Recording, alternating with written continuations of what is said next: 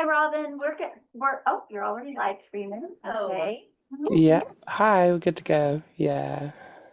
Thank you so If you much. want to, if you have enough cable to put this camera Hi, on top. Robin. Oh, you're already live streaming. Oh, there you Okay. go. Sorry. Yeah. Oh, Hi. here I am Um, again. I'm sorry about that. Do you if you could put me on that stool, that would the owl on the on the stool in the middle of the room, that would get a better shot. Yeah. Can you switch those stools? Okay. I'm sorry That's to be a pain. It looks like we can see, but you want it closer, Robin? Yeah, if it's gonna focus on the close person, so if you have any audience, we're just gonna look at the audience for the whole time. It's good. Can you see the split screen? Is that what you're seeing? The camera is closer to the audience than it is to the participants, so we need to just move the camera closer to the participants and away from Yeah. from the from the people observing. Or Okay, we don't actually have anybody observing. It's like the folks That's on what I'm seeing on the top, that's our board right there. Is that what you see? yeah, Other than my body right here.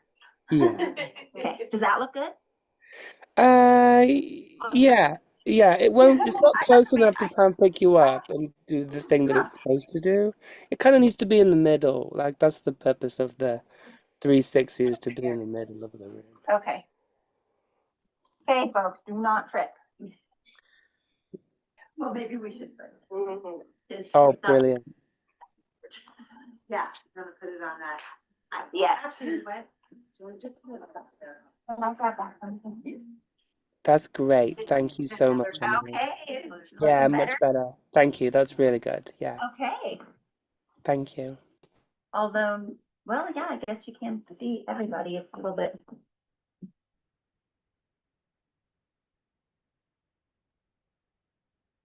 So I've got Tiff. Okay. Okay.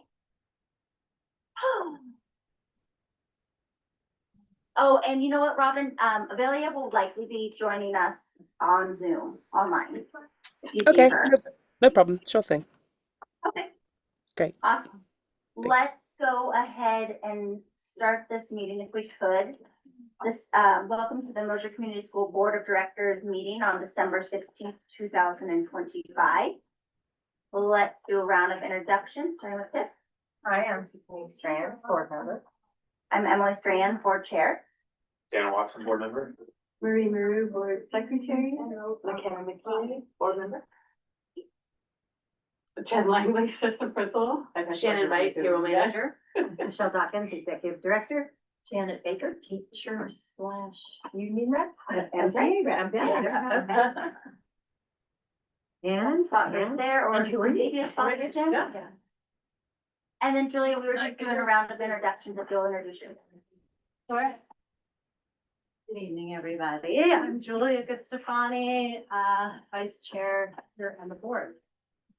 Thank you.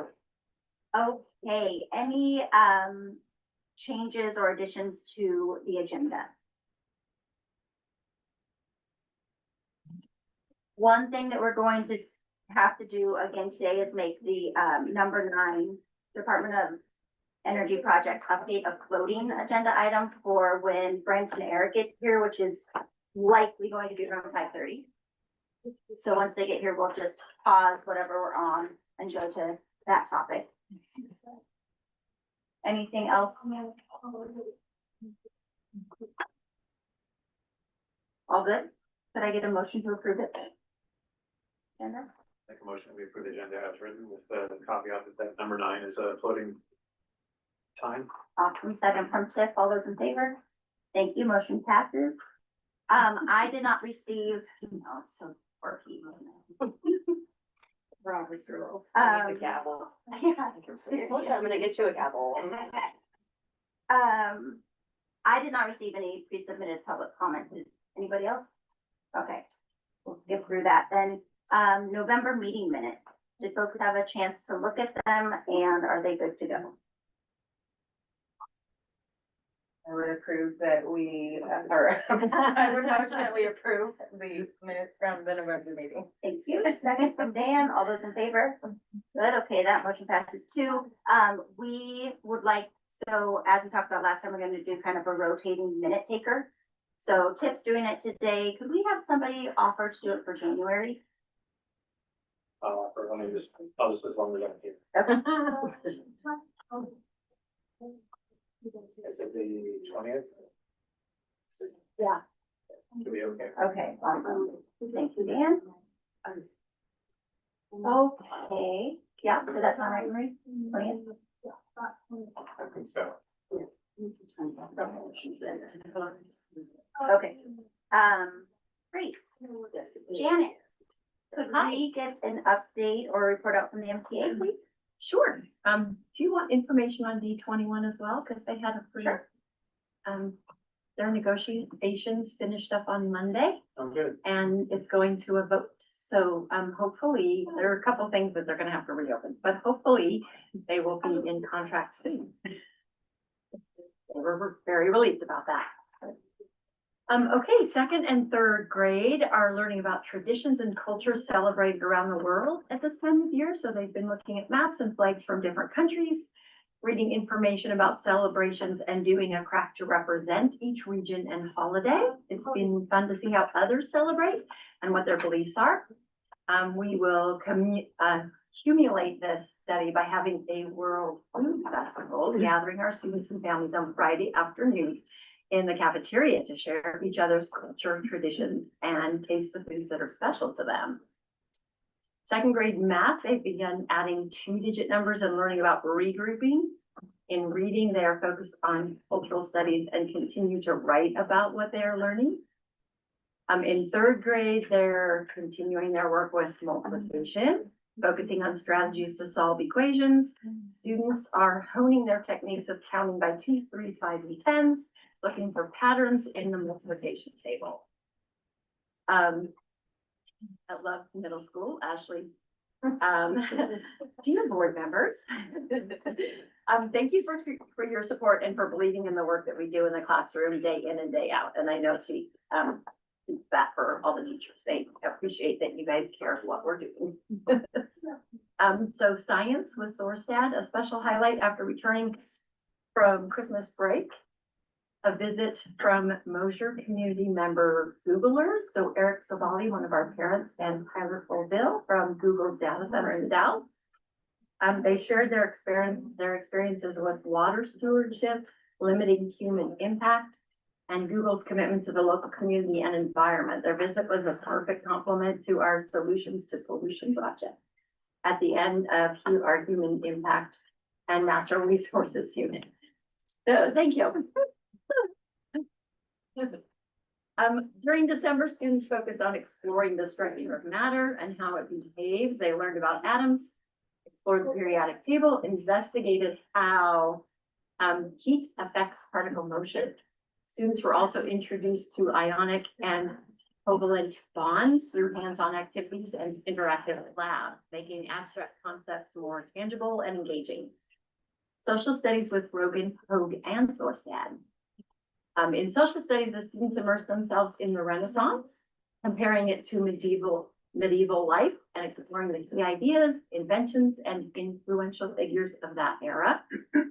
A major focus was the rise of humanism and the resurgence of art, science, and engineering. Students researched a Renaissance figure and then shared their learning through posters and an interactive wax museum experience, bringing history to life and building confidence as they presented and engaged with their peers. Create with Sourstad. So in Create Art, students had time to slow down, create, and take some pride in their work. We embrace the holiday season through winter decorations, Christmas ornaments, and hands-on clay projects. Students built clay candle holders and paired them with their poured candles, hand-poured candles, adding creativity and warmth to the classroom. December was a month filled with creativity, curiosity, meaningful learning experiences across all subjects. We're grateful for the continued support of our board as we work to make learning engaging, hands-on, and meaningful for every student. Warmly from Ashley. Music and greetings team. We are counting down the days until we open up into our new music room. A bittersweet feeling, no doubt. Our humble beginnings and close quarters have provided us a wonderful space to feel safe in vulnerable moments, very cozy, as well as a controlled environment to cultivate a keen listening ear. I'm excited for our students to have more space to stretch their musical wings as we continue adding to the vibe we've created together. Students worked hard this past month preparing for multiple opportunities to showcase their talent. We were fortunate enough to be part of two amazing events over the last 2 weekends, the Mosier Craft Fair and Winterfest, and both events were very well attended. Our students really seemed to enjoy performing for the audiences. Our eyes are set on filling in the new room with fun, laughter, and music. Thank you for all you do to support this endeavor. We look forward to hosting performances in our new space very soon. Wishing you all a splendid winter recognition. Great. Any questions or follow-up? Thank you for presenting. Yeah, big thank you. Okay, business managers report, and Avelia, are you online? She's joining us shortly, but not quite yet. Okay, All right, I am ready, yes. So recently completed financial projects, updated strategic plan with financial related actions, items to work on, detailing our goals. The DOE second invoice was paid and was transferred to the LGIP account. Open financial projects, the audit 24-25 is underway. The firm assures that it will be completed by December 31st, so keep your fingers crossed. An email was sent to RAS to provide a timeline, possible extension will be needed. 990 extension was filed, waiting on financials from Abraham. DOE status, all contractors are in the LCP time tracking program and reports are reviewed weekly. List of funds spent so far in the financials packet. No invoices are currently open in our AP system. We applied for a no-cost extension for 1 year. As you know, we have received almost half the funding from the grant so far, so that's exciting. Fiscal year 26 budget highlights. The budget is on track. Payroll has been reviewed with the executive director and financial team in detail to help support any additional hiring proposals. Earnings on investment are down due to pulling funds for capital projects and the market rates leveling. Outside fundraising revenue is higher than anticipated. The Tiger's Den has remained very active in working on those funds. They're doing an amazing job. Teachers have been applying for and receiving more grant funding this year, which is exciting to see the projects and educational learning that comes from that funding. Expense accounts that are over budget so far this year. The contract services, which includes field trips, utilities, communications, and professional services. Many field trips have been scheduled and are covered by the SIA funds. Also, following changes in utilities with the HVAC projection completion coming to a close, 23-24 audit fees are also included in this year since the project was delayed. Supplies, the teachers' budgets, admin, copy supplies, etc. This is continuing to come more in line with the budget as time goes on. Budget is spent more at the beginning and end of the fiscal year, so it'll all kind of balance out. Other objects, which includes dues and fees and insurance was paid ahead of time, so this will correct. So we'll balance out the budget, so it'll show that we're over budget in insurance because of that. The expense accounts that are under budget, payroll, capital outlay, transfers. The student counts are strong and significantly more than last year. This will result in positive ADM corrections in the future, which means more money from the state school fund. And our PE position has been filled, and we look forward to working with a new teacher. Any questions? I just had a question about the payroll, because I saw in the manager notes that it was lower. So I went and took a look and I noticed that it's typically between 71 and 76,000. And it's at 565 for December. So I want to know if that's typical for December. Or Can somebody remind me how I access the finance? If you go to Michelle's report, she has a link. so Understand the overall we look payroll on the number budget summary for where we're at. for December, so it is $565 Just plain for actual. Yeah, cause on And the, I'm sure it's lower because there's no school for 2 weeks, but. They still get to pay. So which report are you looking at? yeah, that's paid vacation. Let's see, let me make sure, I think I was online within 2. Because on November, it has salaries at 149,000 for the month. So I was looking at payroll and. Well, payroll costs for 71,000. So it's. Okay, 22. Yeah, live. So, December 2025 actual. Everyone's.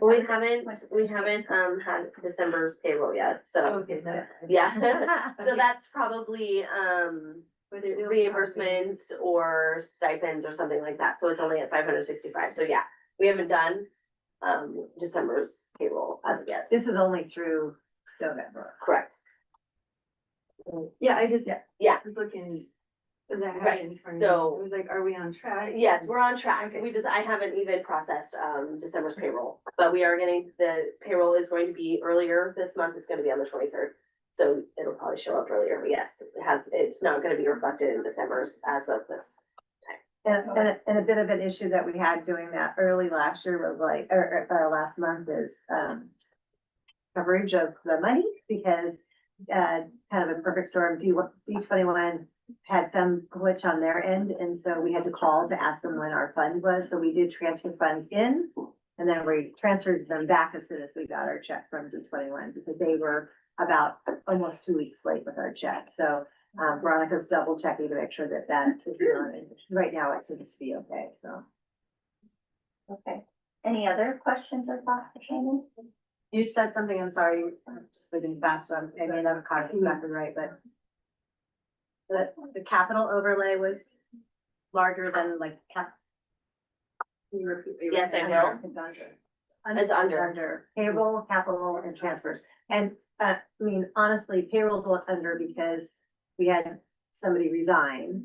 And then so that salary is actually coded into substitutes, so it's. So substitutes will show Not- more expensive. Not in our payroll, right, so that would have been in substitutes.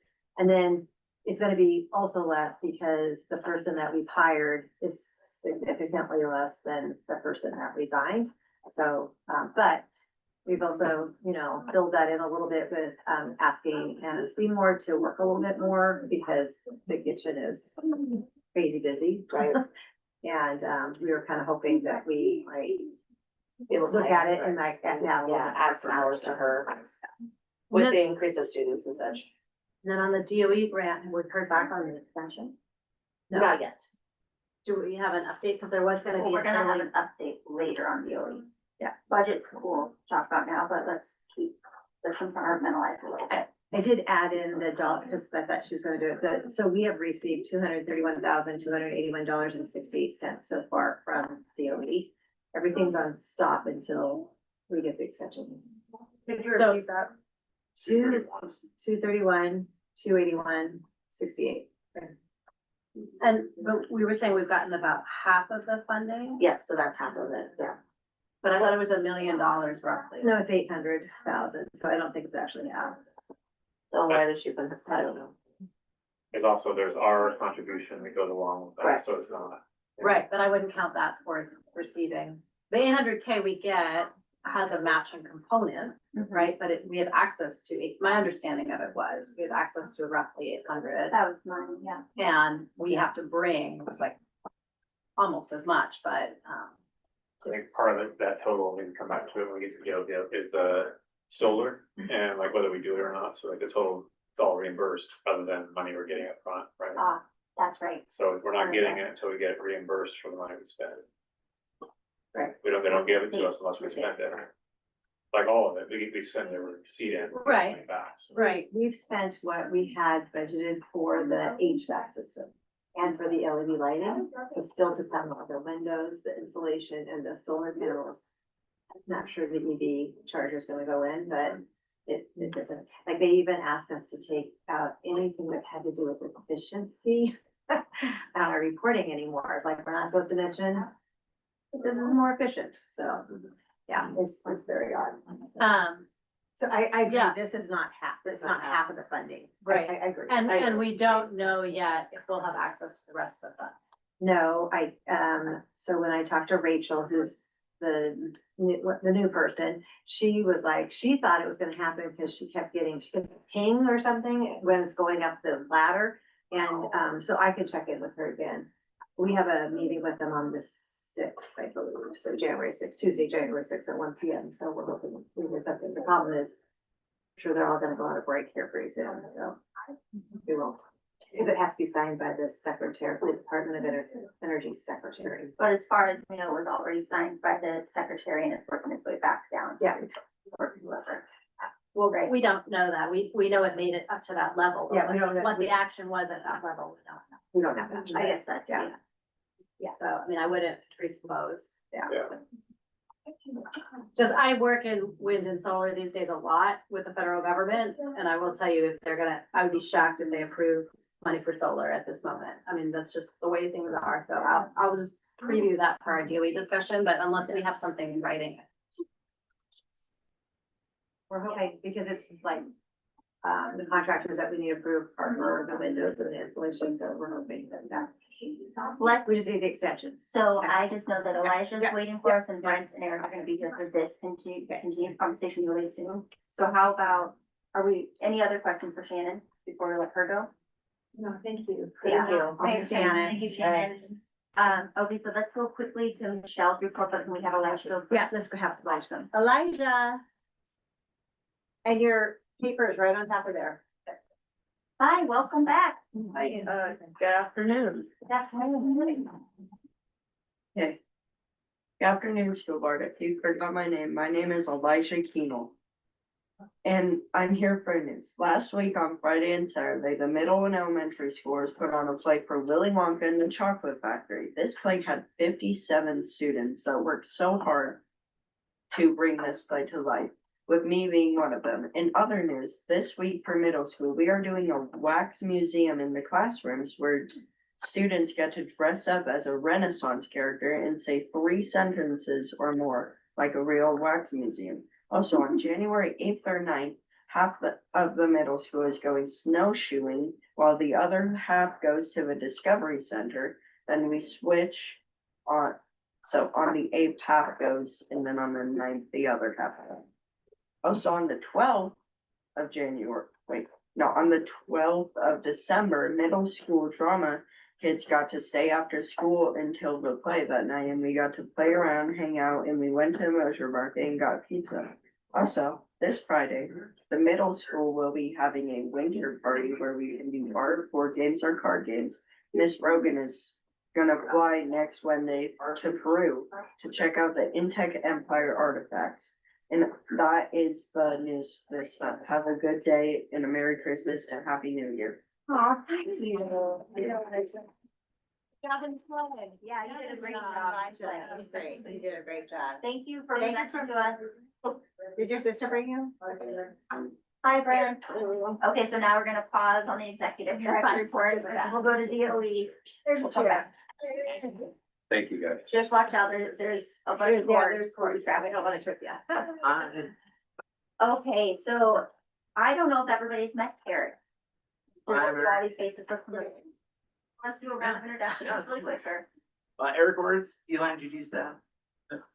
Like Susanna, not here, pretty new to town. I feel like we've met most of everyone actually. So, Okay, good. but thanks for having. I just saying like I'm super excited. It's sort of happenstance. Like it's actually like what started as just like a side conversation with Brent and I. It's just like it's really exciting that it's sort of got some legs and it's being considered by the board. So I'm just super excited to kind of put some first marks on paper. I think that's like the one thing I caution like the board sometimes, especially with like architectural renderings, it feels really real. And like totally, this is like what I've developed is totally feasibility. It's like first marks on paper, it's concept. Like don't take anything serious. Like, you know, it's just I'm literally just trying to like further the conversation. So I just always would want to just like provide that context, you know, but I'm super excited to be here and be part of the conversation. Awesome. Great. So, let's see, we've already talked about the extension update. We don't know yet what's going on with the extension. We talked a little bit about the budget. And then do you all want more conversation on the budget right now, or should we just let it be an organic filter in after we hear from Eric and Brent? I think it's kind of weave Okay, we, through. okay, Maybe I just did a quick, big picture, which is we had the public powwow. I'd started off looking at, we had something about $508,000, say $500,000 budget for the solar and batteries. Big chunk of that was batteries. This isn't, to be clear, this is like not enough solar to meet our whole energy needs. One of my solar guys, now that we have a little bit more time in more normal operations, to try to speculate out like what the heating system or what just the school's usage is and how that relates to the solar, okay? We haven't had that data until, I'm not even sure we really have it now because we're still in like unusually warm conditions and, but whatever, we're closer than we've had it. maybe I'll just add really quick on that. The one piece of data that I've seen from Dawn so far is a $5,000 electrical bill for the month of November. And Michelle was here and we'll chime in and say, look, that was when the system was kind of running crazy. It was going all hours, but I have no idea if that is the new normal or if it's not the new normal. But if you've been here, I've been saying we never would have planned all electric without solar because of this very reason. It's not a cost saver. It's you're not doing dirty diesel oil, right?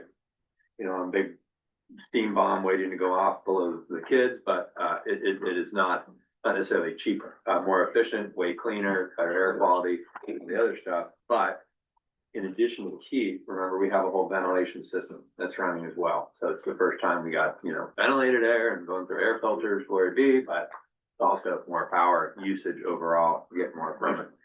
Big picture though, for 500K solar, when I started running the numbers and through our new wholesaler, if we're just schools getting the stuff at cost, I think it's at least ballpark reasonable to be thinking like a $300,000 budget for about the same system that we've been budgeting $5.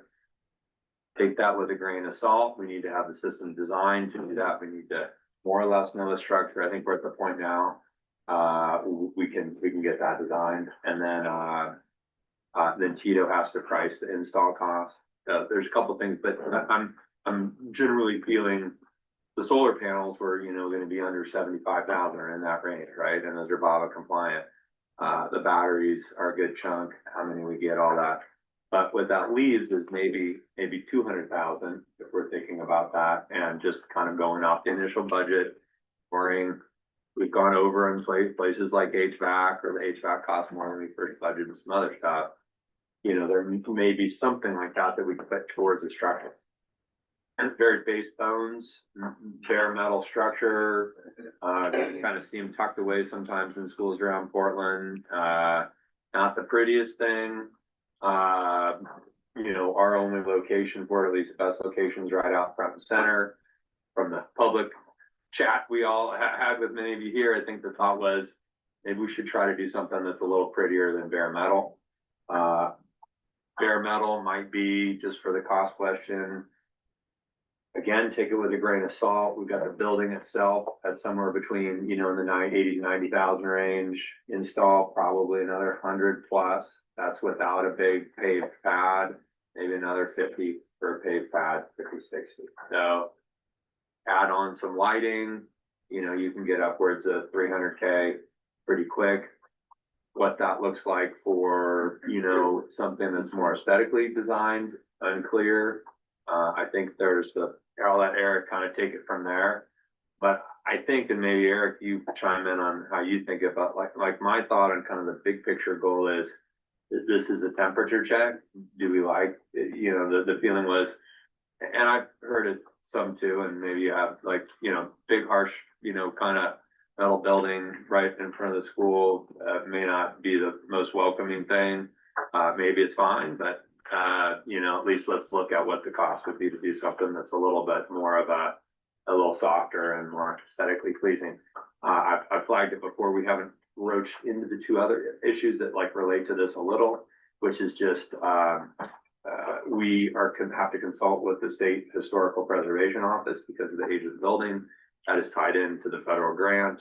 There are requirements and we've not gotten into any of that yet. So, but I would like to argue the more it looks like something that is at least goes with or has some compatibility, probably less trouble we have. If, you know, depending on where we go, it kind of, we've been on full speed. But soon, I think I need to have that conversation with the state to see just like what their level of review is gonna be and all that stuff. So, but the big picture thing tonight was Eric's gonna run through, has done a great job of just kind of pulling some big picture design ideas, maybe get a temperature from the board in terms of like, hey, bare bones, that's one direction, you know, nicer than bare bones is another. And that'll set us on more of a course for next steps, et cetera. Brent. Yeah. You understand the, grant really well. I don't understand it really well. I haven't looked at it personally, so Yeah. full transparency. My understanding from our discussion right before you stepped in was we've spent about, or been reimbursed about 231,000 on the grant so far, like the invoices we've submitted. Does that seem? Michelle, do you know? Yeah. Yeah, whatever I just said, I wrote it down. I pulled that up. 231. They approved us for, did you say they told you the other day they were gonna approve us for more, or was that? No, we're still waiting for the extension. Okay, so we don't get approved on the next one until until and we the have extension. pending is another We have work, two so you'll, something. well, no, so we, that's what we've been, gotten so far. Yeah. That's what's been turned in and received. And yeah, nothing's pending. Nothing is pending at this point. Okay, so we, okay. And we do have things to go, like we talked about the, not project manager, what the principal, Yeah. whatever that contract and Jill's contract. We're gonna submit that as soon as it opens back up again for us, so, yeah. If it doesn't open back up, if they say no extension, sorry. Are we able to submit any? Everything is done, even things like, what if we have, like, some of that work was done before, Jill's work was done before, or whatever, like. That's a are we- good question. I'll have to ask Christian about that. Cause I feel like you had to have your receipts in. I believe, I think if it's done, I mean, which was, you know, government shutdown and your grant's done and Trump's in office, so I don't know the exact answer, but I think it's no. I think we're left what we got. Okay. And then to access the rest of the money, we have certain things that we also want, windows, tell me again, Michelle. Insulation. An insulation. I know it's insulation. What is so do we have, and what's the total of the grant? For like 800? 800 was what we would receive in total. Part of the whole thing with the solar is that the solar is unique from the rest of the grant because in addition to the grant money, we also get, if we complete it by July, then we also get 30% cash from the feds of direct pay to nonprofits and potentially 40%. So it's 30 or 40, depending on a couple different things. That missing 10 is a question mark. The 30 is pretty good as long as we do it before July. And if we had a building out there right now that housed the solar, how long does it take to set up the solar? So like we Couple can, months. 2 months. I mean, if we were just moving, working backwards from July. so. And then how much do you, of But that, if we were doing, like, if we said, I mean, we need to make a decision on the building, even though I know Eric is, and he's right, he's saying these are conceptual, this can change. The idea is we would have to take this and convert this into a structure pretty quick. So, I mean, I've got calls out to potential builders today. I've already talked to people. Pure metal building can go up really quick, just from what I understand. I want to make a correction. To date, it's 399,600, sorry. And it's because, we were trying to fix a report that was filed and the 231, what was put on there, which is incorrect. So I'm rereading it. So it's 399,680. Now it's and 80%, sorry. 399,680.85. So we have 400,000 we can access through the grant, potentially if we get an extension. And of that, how much of that is insulation? How much of that is windows? How much of that is solar? Do you know? I have the numbers in front of me. Okay. So the approved project was 1,416,205, total. $868,248 was federal funds. 547,957 was in cost share. So our total grant is 868 basically, and then we had to put up a 550, which could be us actually putting out money, and it could also us putting out in kind, is that? Yeah, that included in kind, my memory.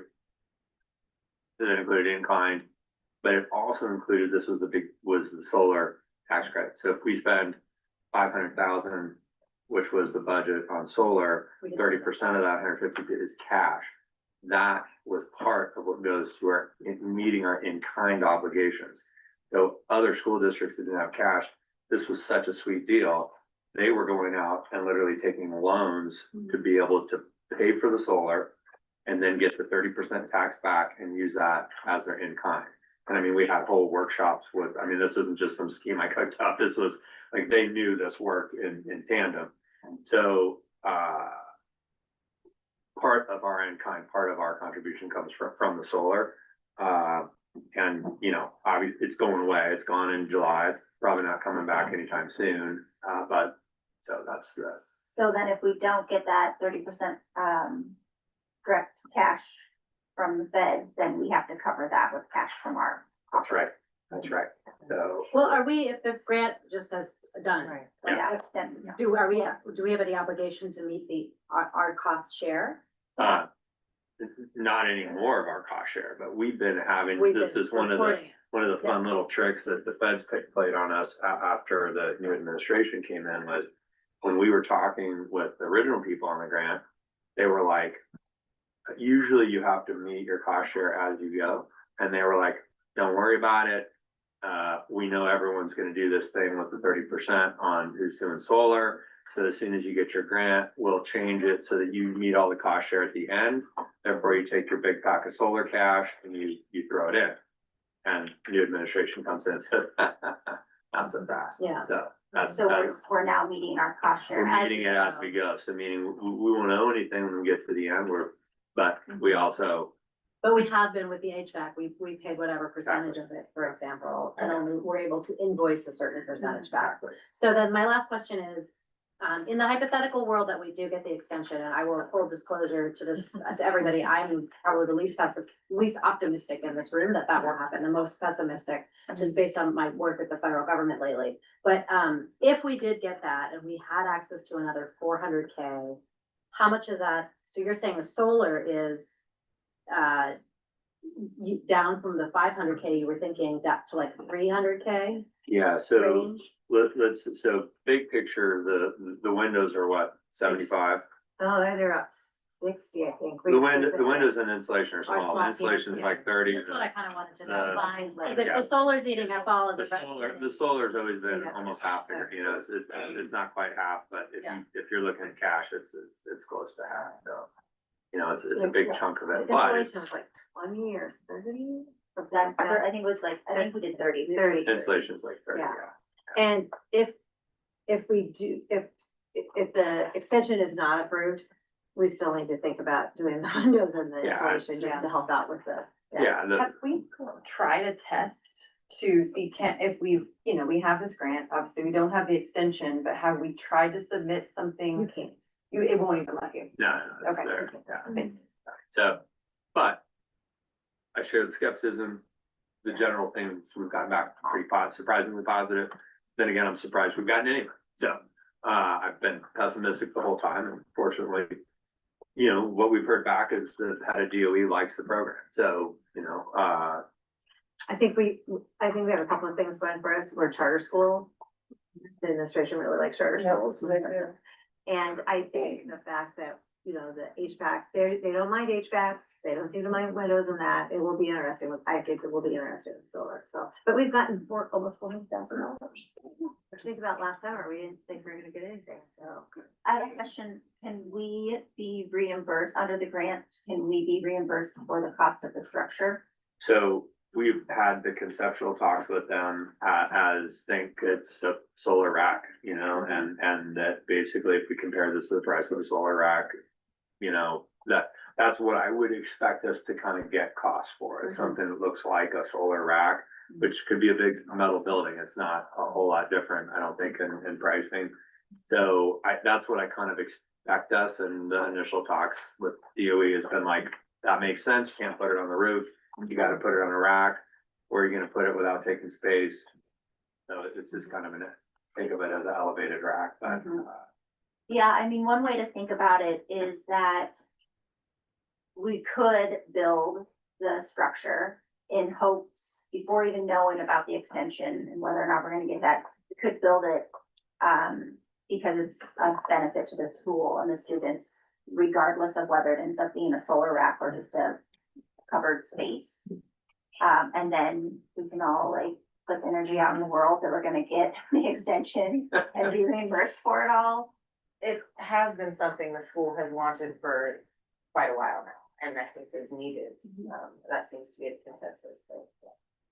But if, yeah, the sequencing is a little bit tricky. Because we are really right before we are gonna talk financials on our budget. Yeah. And so it's like not a small cost. And it would be nice if we're just gonna build it and we're not gonna get any money to do it in kind of not a rushed way. And, you know, there's a rush to it because of trying to meet that July deadline. But there's a lot of risk on that path. I mean, even the July deadline feels risky, like, you know, I mean, everything around renewable energy and the administration feels. I think, I mean, I look at, I would think it's a focused deadline, like 3 months feels really rushed. This is not rocket science. I mean, this is like, it's a 5,000 square foot building with open sides, maybe you got electrical on it. This is, I mean, it's not, I mean, you know, I don't know what a normal time planning, but I think it's like, you know, obviously complexities, but like the metal building, people are like, oh, you know, this is no big deal. I mean, you run it and it's out, but you know, the more complicated it gets, it obviously adds stuff, but I think there's a focused attention to it, but. We've got to take we would have to take the current solar panels and that little structure out. So that's super easy to do. That's, we get operation. And then there's groundwork that needs to happen. Yeah. To do the pad and all of that. Is that stuff that can happen while kids are in school? Yeah. Okay. Yeah. I mean, that's. You pour, and when you pour the pad after the structure's up, right? You put it depends on a little bit what we would do. Asphalt paving is kind of the base assumption, and so, I mean, we'll do the concrete footings, and then a lot of times it's kind of contractor option of like whether they want to utilize that surface, but you know, the structure ultimately is sitting atop of the footing, so that's something that they can come in, you know, it's pretty flexible, frankly. I mean, just from my personal experience, we deal with school districts all the time and put these vendors up in the summer, so I think like the 2.5 month construction time frame, I think is like pretty darn feasible. My personal concern sitting as like someone jumping in kind of pretty late in the game here is like just the regulatory planning and like kind of permitting stuff. Like, you know, again, I'm a little new, I'm catching up pretty quick, doing some like research into like what the, you know, all the planning and process, but like, I mean, I'm just getting my own house through, you know, Columbia Court. Scenic. I know we're not scenic, but just like dealing with Wasco County and the levers that be, and then throwing in a DOE review, it's just like, that's where I see the time liability. I think Brent will hit the construction. Yeah, in the city, I'm not worried about I mean, the city county thing, very quick, couple weeks. The question marks for me will be DOE. And then, to the extent DOE would have, some NEPA to do, Environmental Policy Act stuff. But that's only for like grant funding, right? Right. I mean, if it, Yeah. if we're proceeding, like that's Yeah. not for great. No, that's just on the structure, you know, it's on a grass field, I don't expect a big thing, but, you know, that's where the whole. This administration doesn't believe in me, And I mean, that's what I'm saying, we should be fine, I told him I could write it on the back of the That's napkin, and it actually might be AI, fine. so we don't need to worry about that. Hey, I just also want to bring Avilia into this. Avilia, I saw that you joined us online. Please, we can't see you, so speak up if you'd like to ask questions or add anything. Okay, I got it. Sounds good. Text. Sounds good. Oh, there you go. That sounds good. Good. But do we wanna let Eric jump into? Yeah, I mean, so this is just kind of polishing or just refining like what we showed at our working meeting, community meeting. Work group community meeting. So again, just trying to put something that eventually, you know, we can share with the larger community, just that. So the conversation, again, just starting with the site aerial, I think what the project really has going for it is it really is maintaining like use. I mean, I think even for people that are concerned about like this new phase or that being this focus kind of like view as you come into Mosier, there already is a significant structure there, you know, as in those two panels. This obviously would be bigger, but just for, you know, we're maintaining play use, we're not really changing use, you know, occupancy, like none of that changes. Just from a permitting standpoint, again, just kind of just highlighting existing conditions.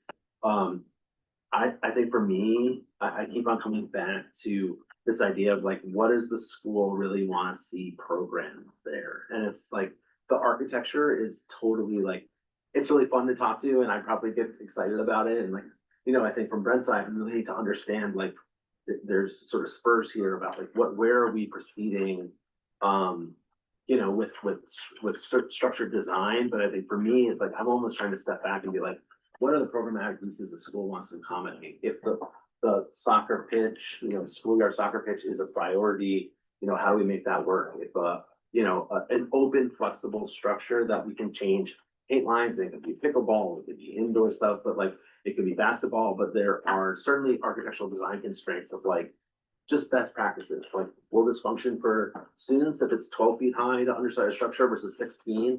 Absolutely, but if you're selling this as a pickleball court, like actually that has a lot higher, you know, I was looking at athletic kind of requirements for like, if we're selling it to other neighbors, that's like, oh, here's the pickleball court, you know, it's just like, they actually want like 20 feet, you know, like those are some of the sports where like, you want higher clearances. So just understanding how we're looking to program the structure, certainly informs building design. The site plan, kind of just leveraging the survey you've shown, Just design for birthday parties. that's easy. I mean, that's simple, but I mean, I guess the question, like, getting into that is also after hours use, you know, I think Brent has kind of talked about, like, obviously.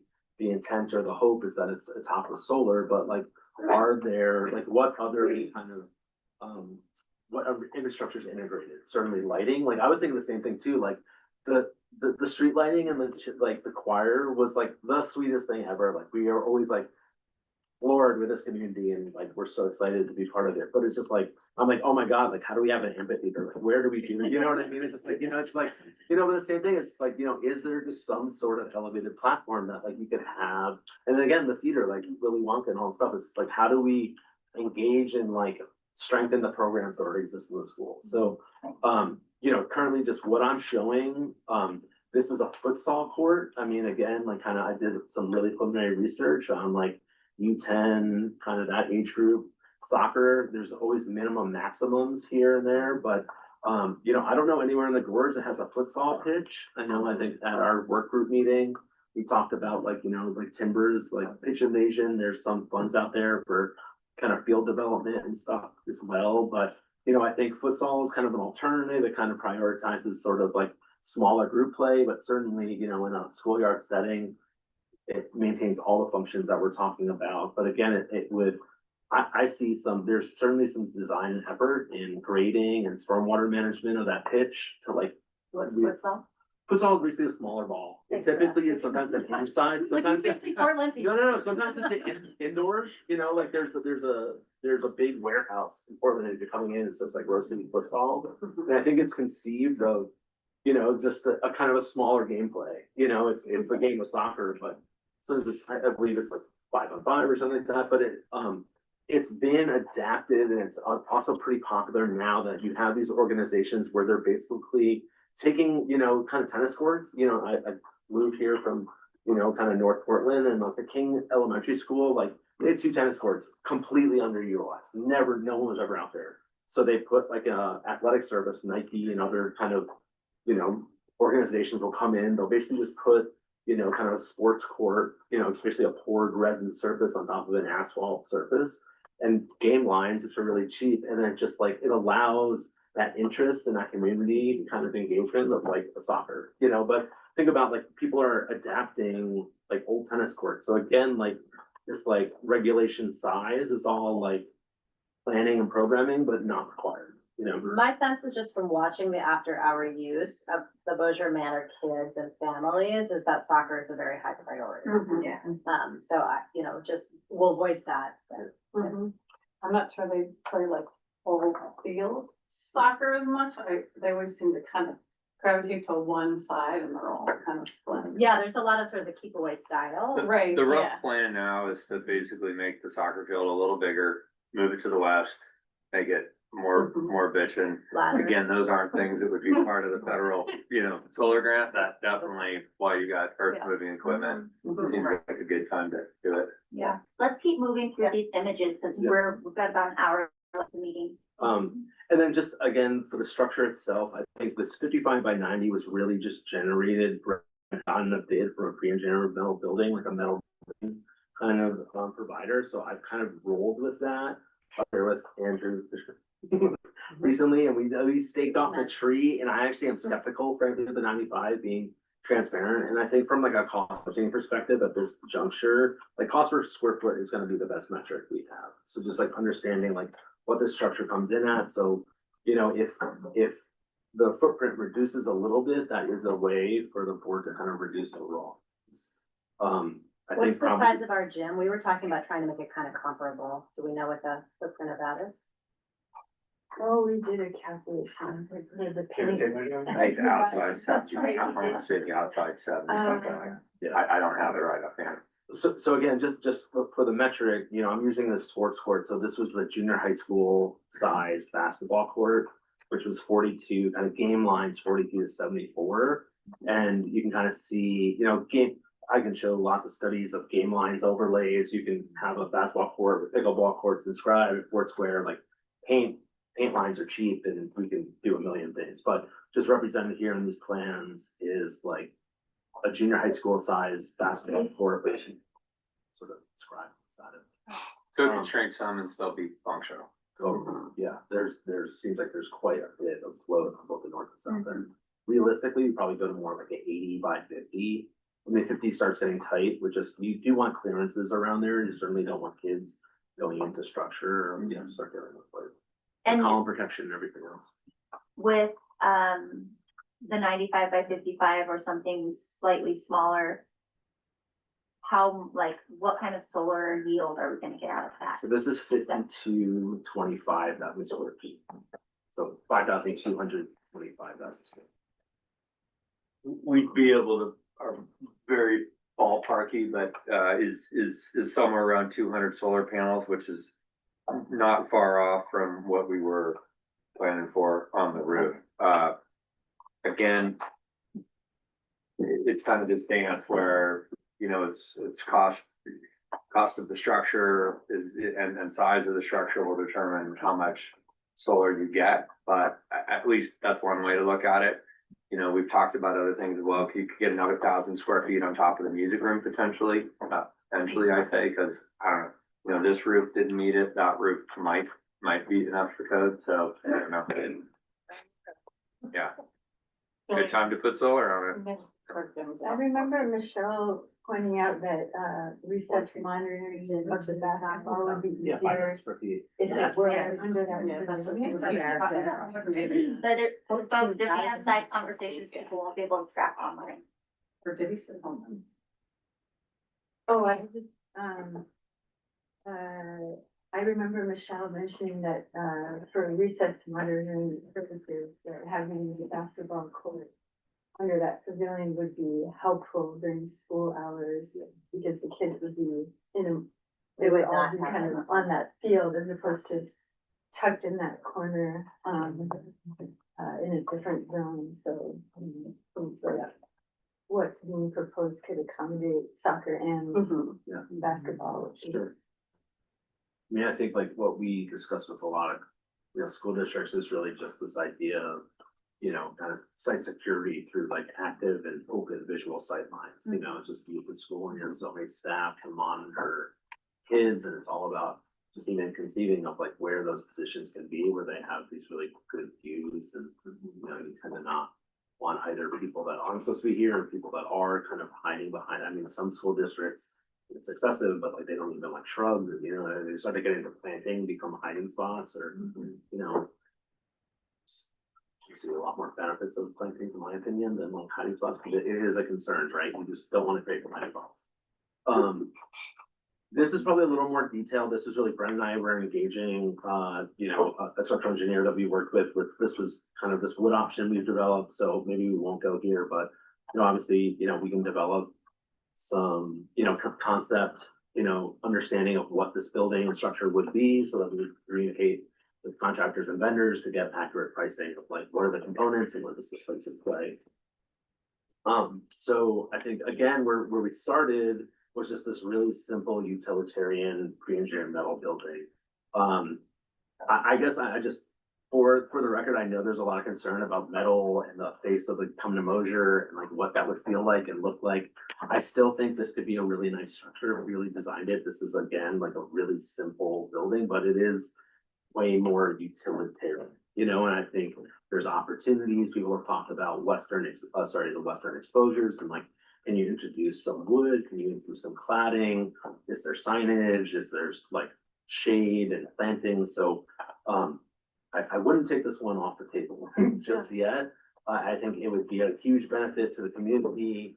There's probably some efficiencies in like fabrication and erection, but again, it doesn't, Brent's concerns about like a federal review and like compatibility with historic structures, like I think that's really, a poignant comment. And certainly I think, it's such a beautiful historic school. We don't want to like have this massive structure that dominates like kind of the presence of the original building.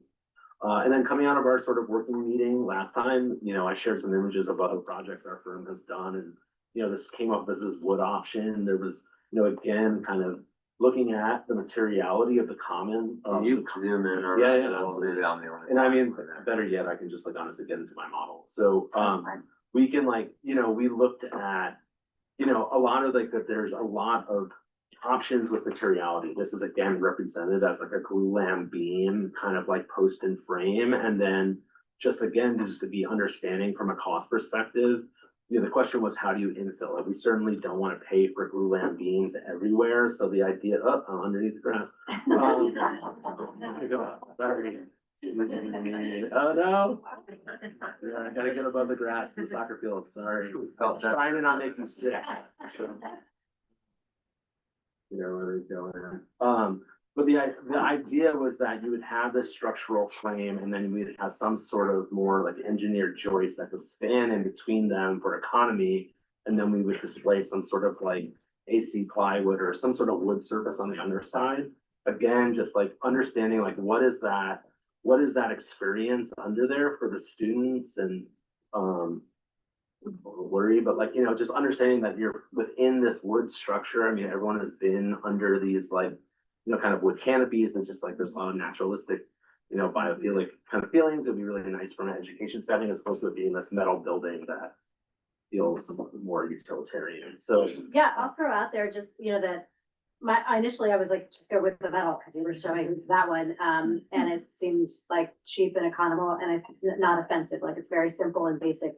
But I will also say that there's been interest in the school in an outdoor classroom, and we've talked about like trying to redo this like poison oak field that we have and make that work somehow. But I think we could think about the design underneath of like, how could you accommodate outdoor learning in this space as opposed to make it not feel like it's only a sport court? Like, is there a way that it could feel like an outdoor classroom? So how about? There's next shots, at least the thing that I saw in a potential split level is that it lends itself to a little more human scale. Like, I mean, 18, 20-foot ceilings is gonna feel it's gonna feel like the gym, you know, that is what the gym is. And I do, the humanist in me likes a little smaller, more, you know, at least that's an option, but it does, I think I'd see it as trade-off, like full court basketball court versus place that maybe has a little more intimate, you know, use space. Can you give us a sense of maintaining, what the three structures would represent to the, facilities? I think no, like, and when you see this, think about, at least from the paneling side, you know, this is not maybe a lot more complex than literally like treated plywood panels, you know, screwed up onto a metal substrate that's kind of the structure of the thing. At least that's how I would see it. And we've talked around the outside, whether it's something that's flush like that, whether it's flared out, whether you could, you know, cost out tongue and groove something around the outside in a relatively small area. Like when we looked at doing, I think I ran the number on just like a 4-foot section around the outside where you put like tongue and groove cedar and it was like a couple thousand square feet. I mean, it's really not that big a deal. That's to me when you really get beyond like a paneling, which I think is great for a big expanse, but you want to really make something that like kind of has a great aesthetic, like a tongue and groove or a salvage wood paneling, something that has like a lot of character to it and depth. And I think that's what these sections are trying to illustrate, is like you have a pretty standard and, you know, typical structure, you know, post and beam. All of them are basically all the same framing, so to speak. But, you know, you could create this cornice element. Again, I'm representing a 3-foot overhang, but that could provide some overhang and some, you know, kind of, you know, projection out. And I think that's what I was trying to depict with, you know, in this one option.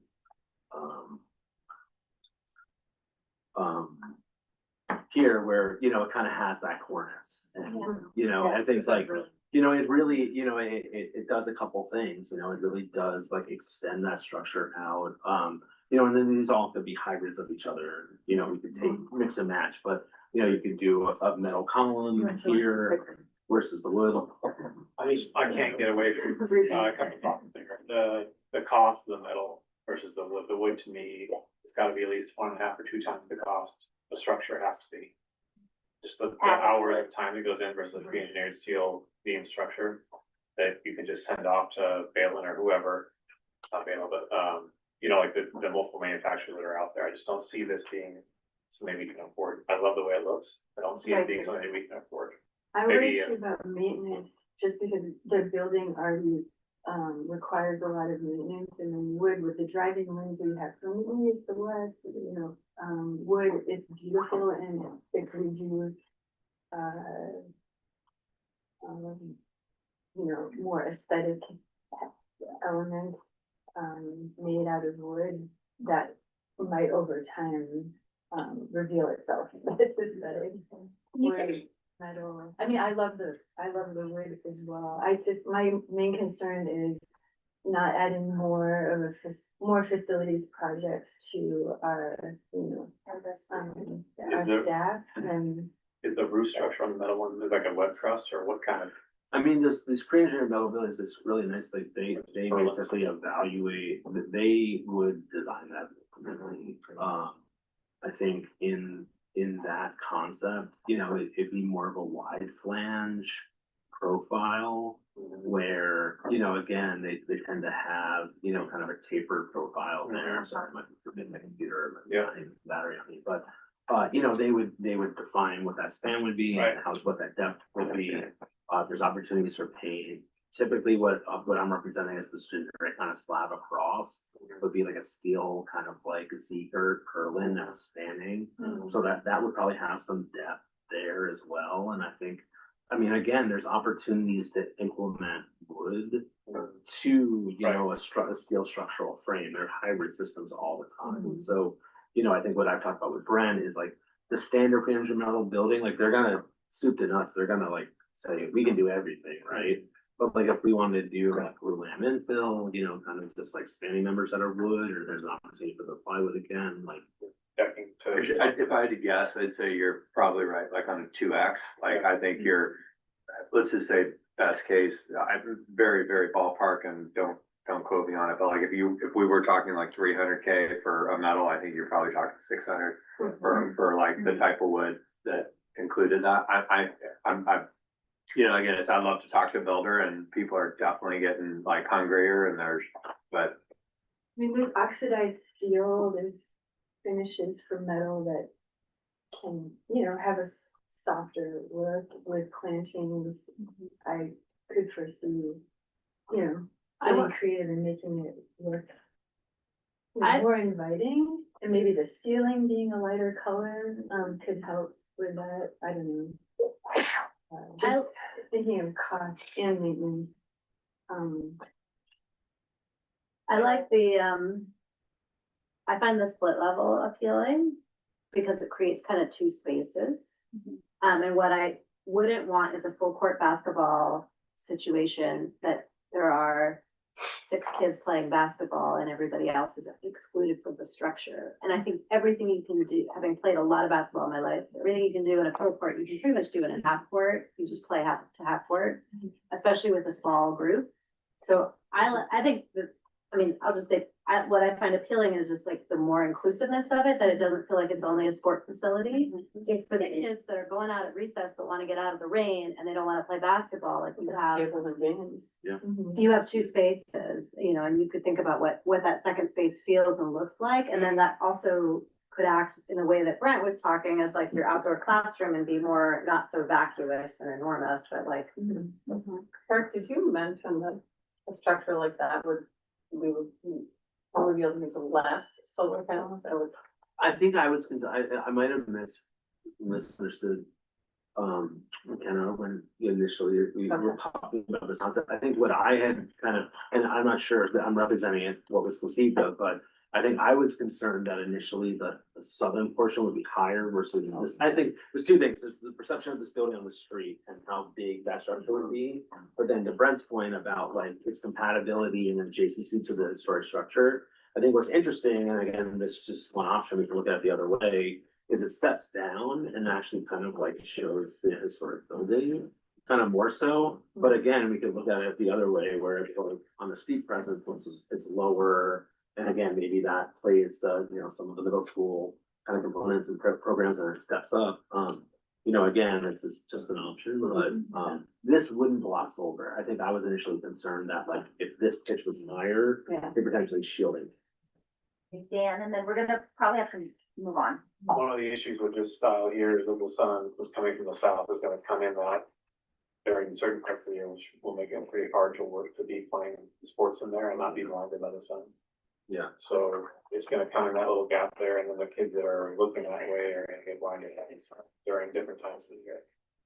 So there's Valid. I So- was also trying to just show natural light. I think I had showed another one where it's like, I think I had done a pre-entry metal building just as a reference project, and we had just like sand panels on the ridge, and I think just providing, there's no visual kind of screening on the sidewalls. maybe So I that think there's there's a overhang. whole- we can do a lot, we can actually do we got the program to You be could do a like, solar model. yeah. For was- like- Oh, yeah, I can take some time here. We can look at it. Like, you can do a nighttime. I'm just really aware that we have a lot more of an agenda and we could talk about this all day probably. And I also just want to get a sense, you started by saying this is a temperature check today. Yeah. And we all know that we are on a focused timeline. Yeah. So what do we need? What do you need from us? Well, I think one, and I think one hearing, if everyone said, look, I hear the cost concerns of Sharon, I know the budget, if I think it could range from, look, we know what a metal building was like, and we generally already have more or less the cost of it, right? So I think if the board was like, look, let's run out option 2 a little further, whether it's in split level or single level, but just something that is more, like it's gonna cost more, and I can say it's more than 300K, but again, we know that like a chunk of that is gonna get paid for, at least that's the expectation, as a solar rack. right? So that I think it's more like the question if, you know what you have in your reserves. Is the thought of putting another 400 from reserved or five, something on that scale, is that even in the realm? At least in the realm to say, Brent and Eric, go spend another few weeks and see what the real numbers are. Because we may come back and I may go, holy crap, or we may come back and go, you know what? Things are a little more competitive now than they were a year ago. Or maybe we can phase something. I don't know. I think that's, I don't know, is there? Well, I mean, I'd say glue lamp frame, I mean, there's a lot of different engineered roof systems. And whether, they're for schools and they're indoor, outdoor, but like glue lamps are engineered, so there are like trades out there, the fabricators of these joist systems, providers, like they'll help really understand like what those components are and spacing and needs are.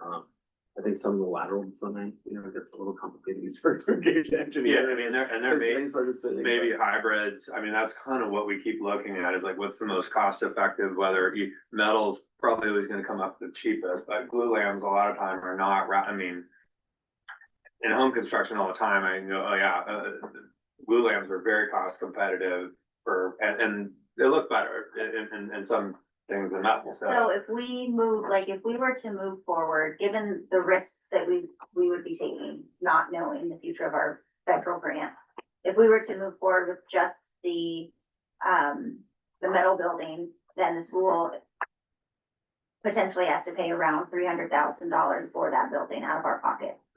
If we continue to go forward with the project and add solar panels to it, that's another $300,000.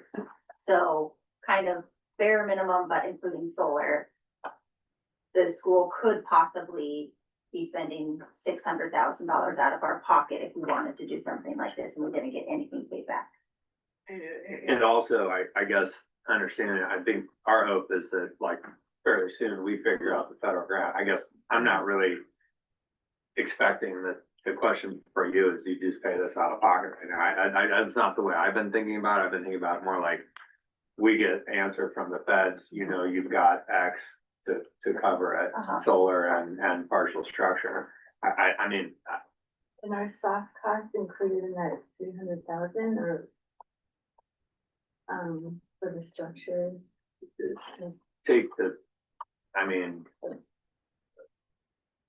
Somewhat, yeah, like, I mean, I'd consider, permit fees are gonna be low, Eric's firms let him cut loose for 40 hours. My sense is if we go a little bit further, you can close your ears or something, but like, I think we're gonna go through the structure. We've got an interested architect who's already got momentum, giving him some funding to actually polish this thing to design there's a real value in that. So I don't think we have to make that call right now, but it was more. Well, maybe we could. I mean, I think everyone here, the appetite for it, we all see that it's important and we have a function. We want it to be this outdoor classroom. We want it to be a safe place for the kids to play. We want all of it Like this week when it's pouring down rain. Yeah.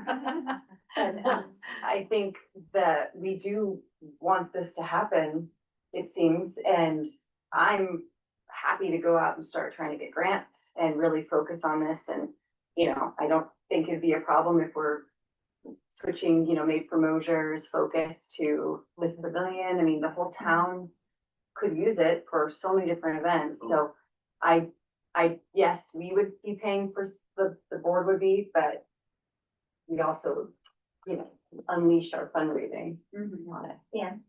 I mean, I think the most balanced, or the safest or smartest approach would be to go forward, plan and do it the cheapest way possible. Put in the infrastructure at that time to put in solar power, so that if we do end up going through, we have the conduit in the ground already, all those things are already in place. That way, this could be, if it's just a structure that's there for the kids, great. If we can get solar on top, the stuff's already there, and it's a solar structure, right? To me, if I was the feds looking at a solar structure and it's blue lamps, I probably would say no. If it's a solar structure that's metal, that's holding up the solar stuff, then I would, like, to me, that's, you look in a field and that's all metal. So I don't scrutinize it from that point of view. Like the metal one passes the test a bit more than something that's looks that nice, and it's something that we can afford. So I would approach it on like, how can we do it the cheapest while still getting the nicest building we possibly can that way?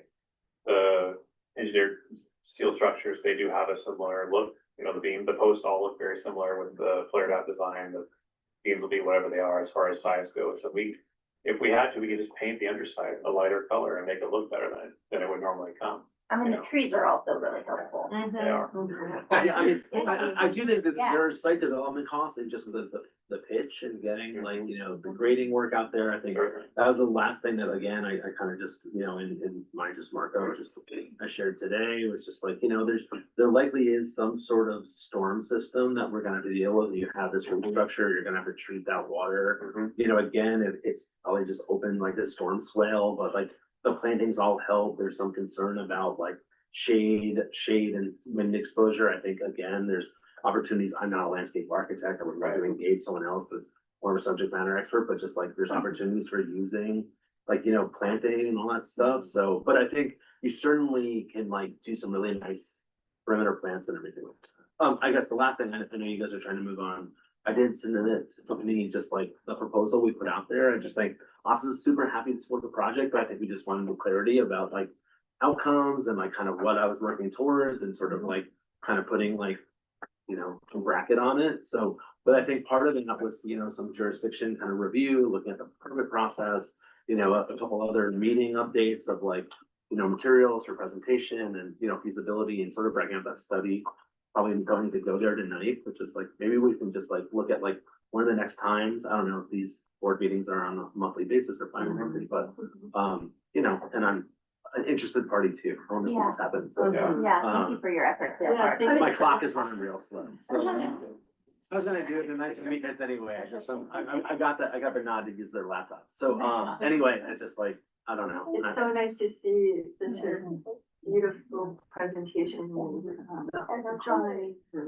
This is pretty quick. Yeah, it's like, but it's really, it's very helpful.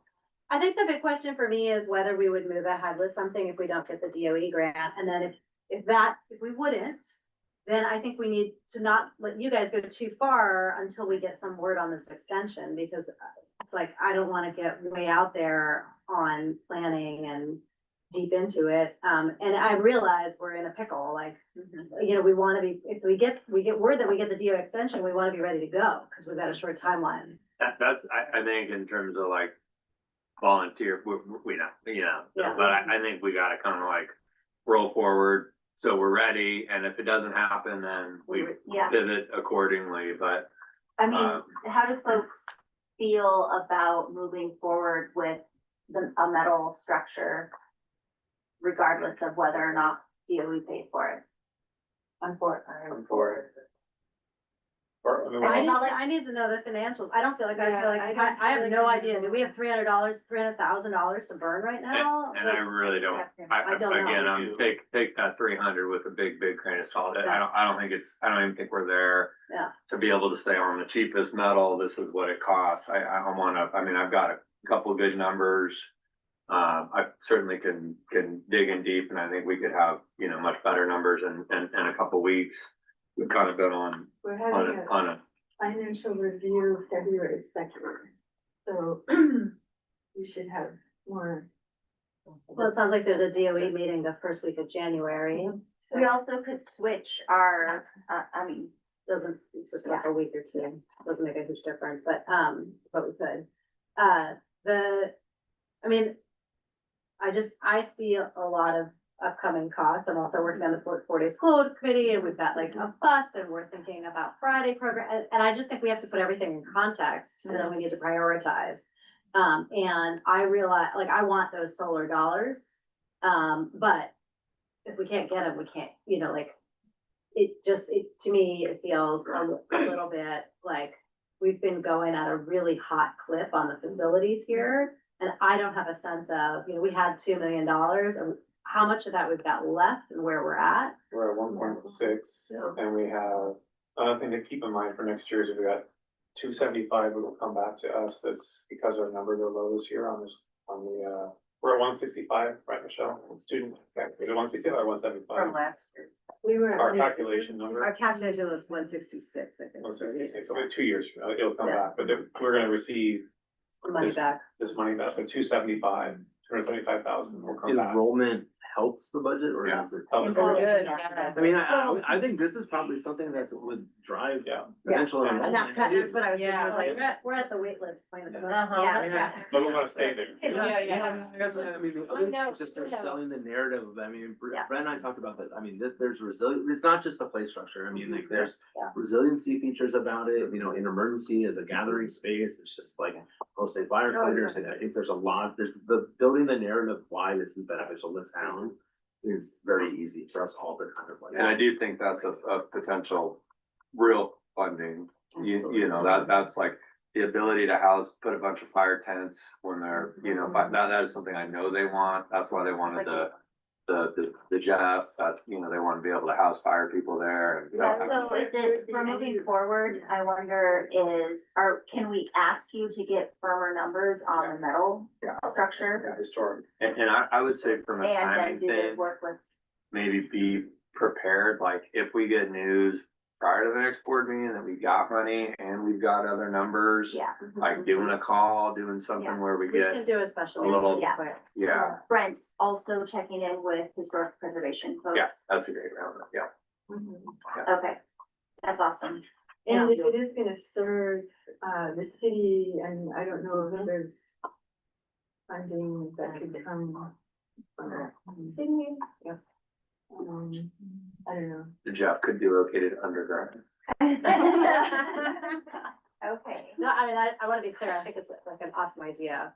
I think it would be, add a lot of value to the community and the school.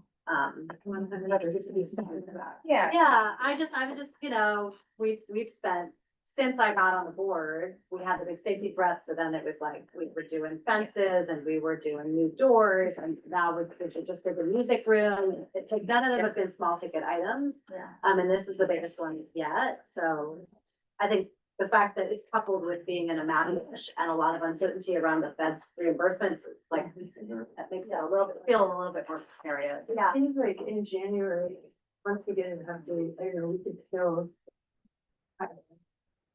do this.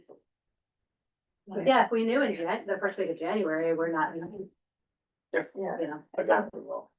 I doubt we will too, but, you know, we'll see. But we might have more clarity too, as to where we are. Yeah, I mean, if there's like funding gurus who can figure out some other funding, you know, if we have some matching funds from an interested community member, like by all means. If you're not getting anything else back, we're gonna, sorry, I lost it here. Yeah. We're gonna put 60 grand in windows, we're gonna put $30,000 in installation, we're 100. Like if the grant is done today, we've got $100,000 in spend to make this place more resilient and less energy inefficient. Yeah. So then we're sitting at, okay, what's the next project? And I mean, the thing about the solar is like, I think looking at it, and not, don't think about it, eco, think about it like, you know, we will have by the next meeting better numbers on what it will produce, how much you save, but the biggest thing is power rates 72% last 4 years, real dollars, cumulative add-ons, and it's gonna be more than that in the next 4 years. So as bad as it is right now, like it's only getting worse. So, I mean, we hit with 2 units on our property, $500 first month this year. It really, you know, so it's like they're coming. So I mean, that's the only reason I say that is just that 30% is probably not coming back anytime soon. So it is a big, you know. That's why like a phased approach where we have the infrastructure in place where if we can't get the funding now, we can. Okay, we can afford $100,000 in solar this year and $100,000 next year. And I'll tell you the panels, I mean, the other thing is like the batteries are a big source of cost. The panels are like $50,000. I just got the thing that my guy wrote up, but we'll more on that another time. You got another fun. Hey, thank you both. Thank Good you. night. Good night. Okay, we're gonna have to keep feet for the rest of this if we want to get out of here. It's 7.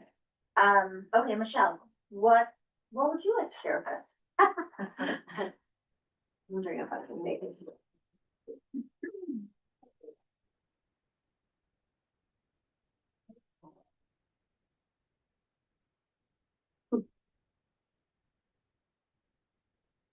I wish she was rich.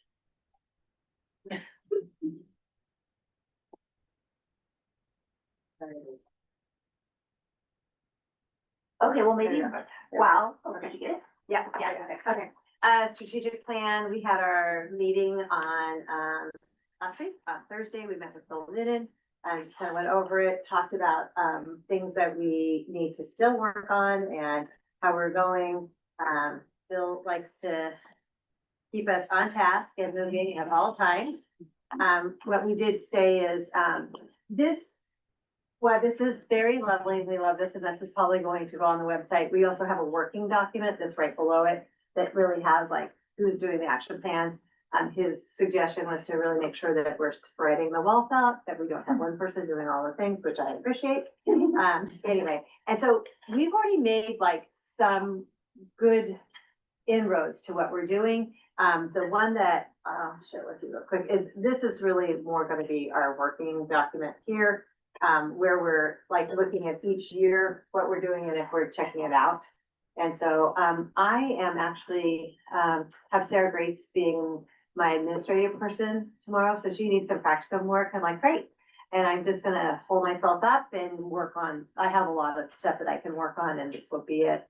And then she gets to answer all the questions of, like the diabetic thing going off.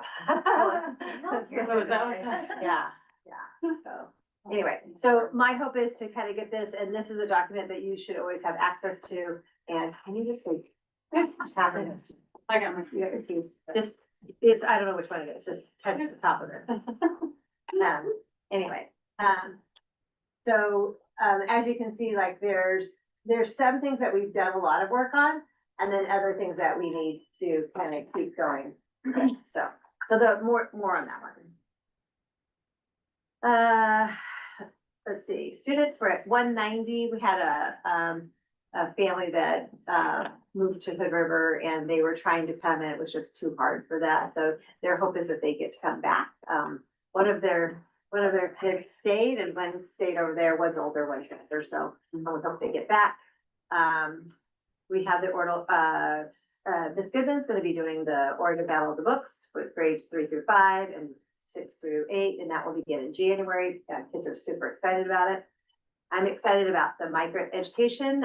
They will be in January, starting on Mondays from 2:15 to 3 p.m. They'll have a homework and doing IXL, which is a kind of a skill-based thing for ELA, science, social studies, and math.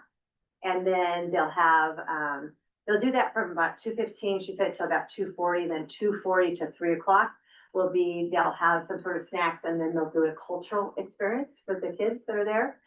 They are supplying 2 staff members. One of them is Alfonso, who's here already on Mondays, and so kids already know him. They are native Spanish speakers, and so it's just a great opportunity for our Spanish family or our migrant families. And they are the ones, CGESD is supplying the staff. Behavior and discipline, that we're continuing to work proactively on working with students on their social and emotional skills. Some of us need a little bit more help than others. So we are working like, Lisa, currently like Lisa Stevenson is in the middle of her, getting her counseling license. And so she's like, well, we just worked on that. Like, so she's really like, it's really fun to watch her grow in this role. And then we're also working with North Bosco Special Education Department on how to best support students that are on IEPs, and whether or not be for an academic IEP or for a social emotional IEP as well, behavioral. One of the things that, and I gave you the link to this, one of the things that we are kind of missing is that feedback from students, staff, and families about how we're doing. Youth Truth is a survey that's pretty nationwide. I've actually had the opportunity to do 2 years of it when we had it at Corbett. Then we switched to Panorama. They both ask a tremendous amount of questions. You get a lot of information, almost too much information. North Wasco is doing it in the spring. I had asked to join, but didn't get an answer right away, so I waited a couple weeks, and so I went ahead and just reached out. They gave us a price, on our own, it would be $3,800. And the nice thing is, last week, Dr. Bernal did answer me, and we talked about it, and she's like, I think she would like to see us join theirs, because if you think about it, they might have some kids that are at our school, and then some of the kids could also be at their high school, and so that gives them better thing. I'm meeting with, Heather, who is from Youth Troop, on Friday, just to talk about what that looks like, because I also don't want us to get our data like commingled with their data, and then we can't tell whose data is that. So I want it to be meaningful for Mosier Community School. And then, new coming out is the Educational Accountability Act, which is HB, I think, 121. So there is, was passed in the last, Oregon, legislative, session, accountability. And so they're asking schools to, I'm a little confused about that. I'm not sure if they're setting our targets or we're setting our targets. I think they have targets, and then we have to try and set those. Now, Iris Chavez, who is the president of the Charter School Association, she is fierce, and she did not want charter schools to have to go in with the sponsor district, because often they're very different. And so she did not take no for an answer, and she actually got them, the state of Oregon, to change what they were doing. We now have the option to join or not join. I'm also going to meet with her to figure out what are the pros and cons of that. The pros are, North Wasco would be generating all the data and checking on us and doing that. The cons would be, it gets kind of mushed into what they're doing, and our student body can be significantly different than more to follow on that. Health curriculum, we're going to be working on selecting one. There is actually not many choices out there. We only have one, and it's horrible, but we're going to kind of see if there's anything out there that we can actually do just an independent adoption on. And then social science curriculum, they are just now kind of rolling that out. Unfortunately, I've signed up for 2 of the meetings and was not able to attend due to doing this, helping, supporting students. So I know that the 4-5 is doing the Secrets program, which is from the Discovery Center. That's an outdoor program that they're doing. And you guys are kind of doing something with the middle school as well. Yes. Yep, we're doing the snowshoeing is with through them. Yeah. We have received a $5,000 grant from Ecology in the Classrooms and Outdoor. That will help fund when they come to see us in the spring. I have actually pulled myself out of the middle of this conversation, and ECO is now talking directly with the K3 really wanted it. 4-5 did, but they're also doing Seekers, and the 8th grade also was kind of on the fence, but the grant is written for K8, so they have to have one session. And so Alex is just going to schedule directly with the teachers, and that way I'm out of the mix and they can do their thing. We have educational excellence. We're still moving on that. They will be presenting on January 5th, our Monday, coming back from winter break. And they present to the staff, or? Yeah, so the Monday coming back is certified staff only. So the first half of them will be presenting strategies on teaching, which was been very well received by teachers.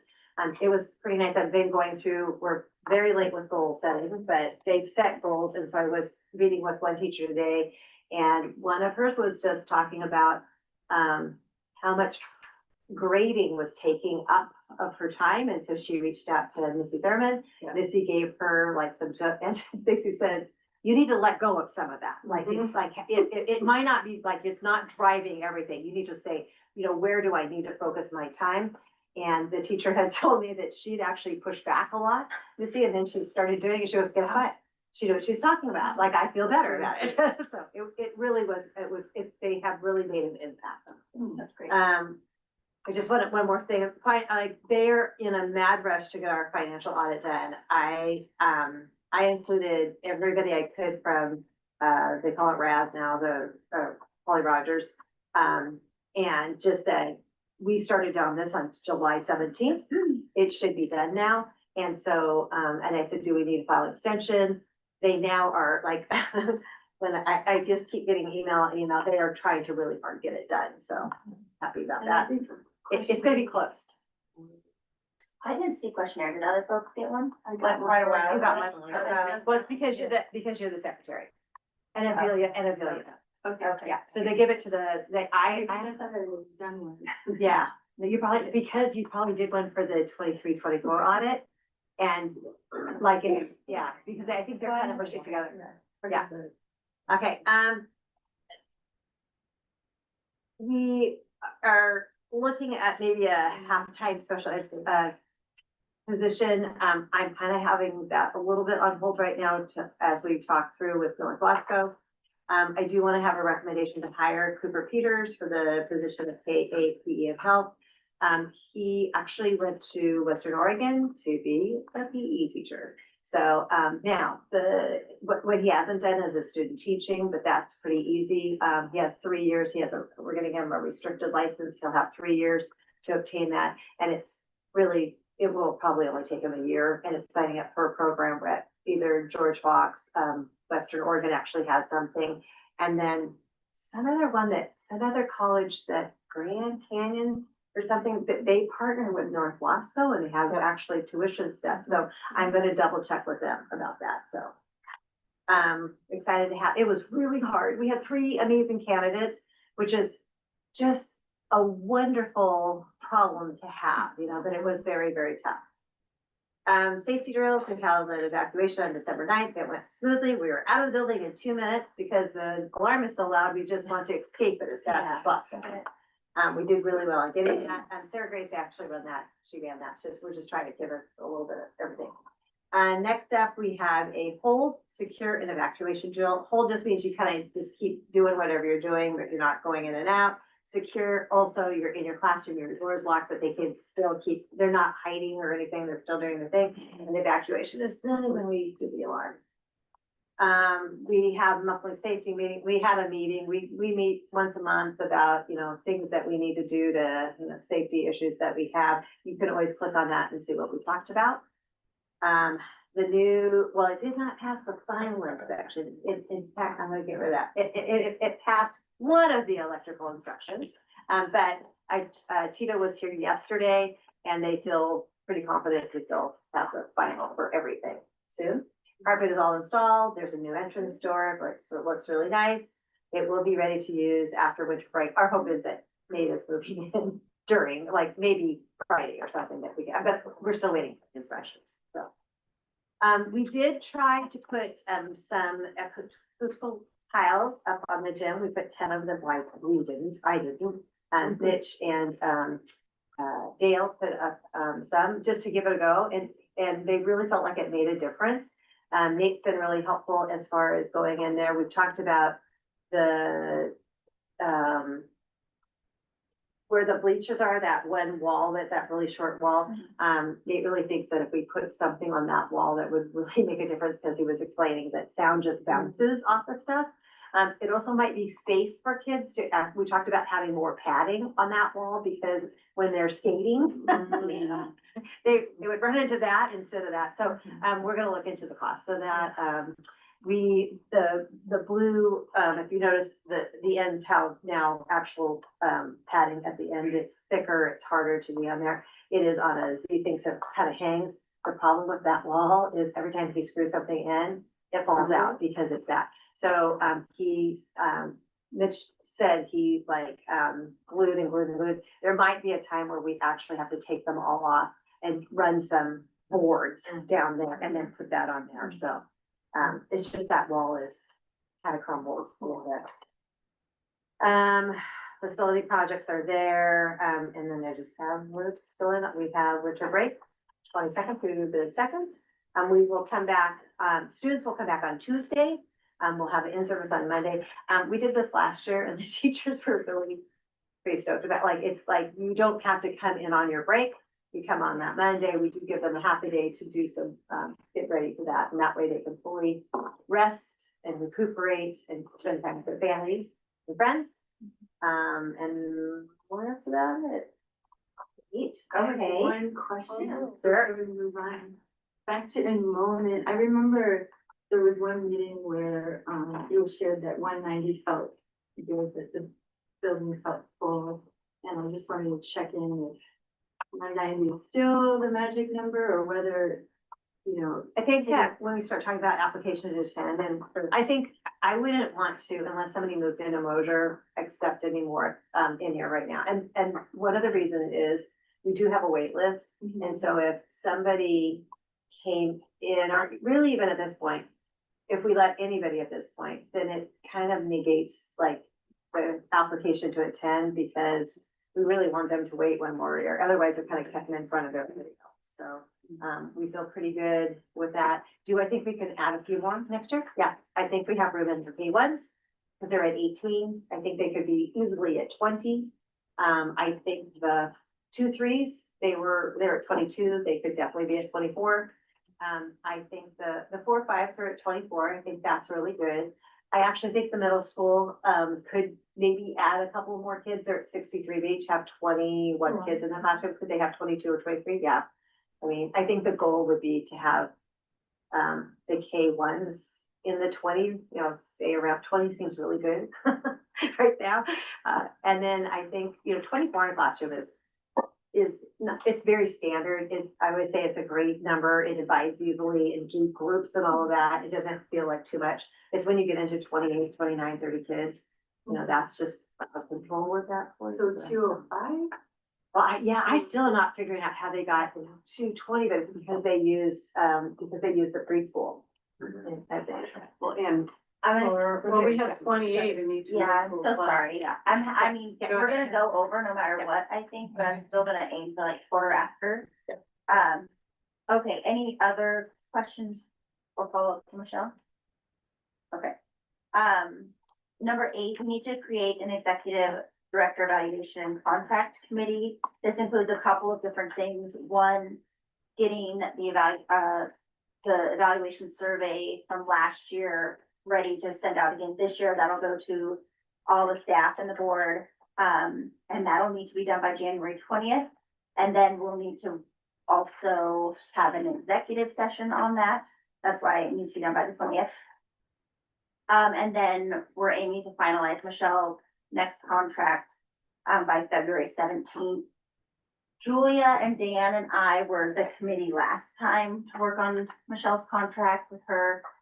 We're all able and willing to do that again unless somebody else wants to. Is there anybody else who wants to be a part of that? Or you wanna, I'm happy to. I'm I should join with that. We can't do any more. So No, I we'll mean, reveal- if someone didn't want to, if Yeah. someone didn't Would you want like to do it? I mean, no, not if not. When you guys honesty. Okay, you know what I mean? We're all willing to do it. Okay, then yeah. But if somebody else wants to get like more of an opportunity, then I'm more than welcome. Okay, then can I get a motion for that? Make a motion that, Emily, Julia and I are gonna be on this contract committee, and we'll work to meet the goals that you set out. Second, thank you. All those in favor? Okay, thank you, motion passes. Thank you, Amelia. Oh, hi, Julia, thank you. Annabelle. Oh, I forgot what Annabelle. okay, so that is that. And then, let's go back to that, application to attend conversation that we just started. So this is on our website and it just has the process pretty clear. So when people ask, Daphne's really getting good at telling them to go to the website or sending them a PDF of it. I feel like it's worked out pretty well. The one thing I would like to do better is to actually have the boundary map. I just don't know the roads well enough. And I wouldn't mind somebody helping out actually having a better, clearer map. Carol, that came in and she knows it. We have a copy of that. Precinct 5. Isn't it free? I bet that makes sense.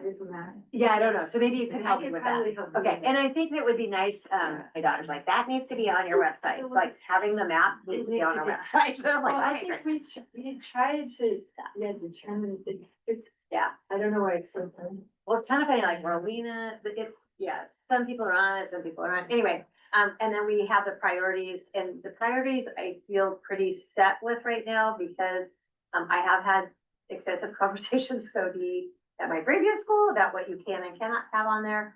And that if you're already enrolled in here, you don't have to apply again, you're done. And that is the toughest thing to, get through to people, like, because last year I think we had 4 people apply to attend that are already here, like, and we'll try to educate. Well, with I'm that. impressed it was that low because that's been the process in the past where Okay. everyone had Yeah, to it was. apply. Yeah, had to every reapply. year. And so anyone that's been here for years is very trained on do the application every year. No, once you're in, you're in until you decide to leave. And then their role, and then we talk to eligibility, the process is on there. So I have that we have that it will begin, if I'll make a new form. It will open up on January 15th. It goes through March 30th. And then what happens on March 30th, probably at the March board meeting, you guys will need to look at our enrollment and then decide how many kids we're gonna let in at that time. We are also hoping to do online enrollment in April or May, as opposed to August, like happened this year. So if we can have and the earlier, and I'm gonna try to work with them, the earlier we can get that done, then the better we know our numbers of who's staying here, and that will help.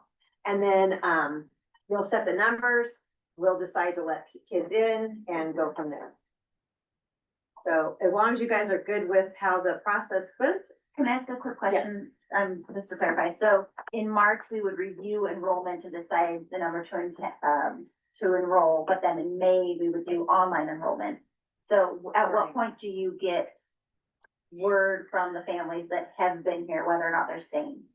So, well, I'm gonna find out how early we can do online registration for the following year. If we can do it in March, that would be amazing. I wanna say, so what happens is we open the windows, we actually randomly sort them. So nothing happens, that they don't get invited at that time. They won't get invited until, May 1st. So hopefully we'll have some ideas of where we're at. Okay, I So- see, it's all tracking now. Okay, and then what happens is if you apply after March 30th, they just go on the bottom of the list to that. And so we have a kindergarten list, first grade, we have it by grade level. Also understanding that grade level is one thing, but we also was looking at class sizes. And so it's kind of multifaceted that way, so. But they also will only, and this is really important, is we send them, once they're invited, they have, I think it's 3 days, maybe 4 days. They have what did I put in there? I think it's like 3 days, they have 3 days or 4 days to respond to the invitation. And if they don't do that, we go down to the next person on the list. Okay. So, otherwise, there's a lot of people that are out there shopping for schools and they put their names on a lot of, and you need a commitment. And then the good news is if we have to enroll that, then we have to enroll right then.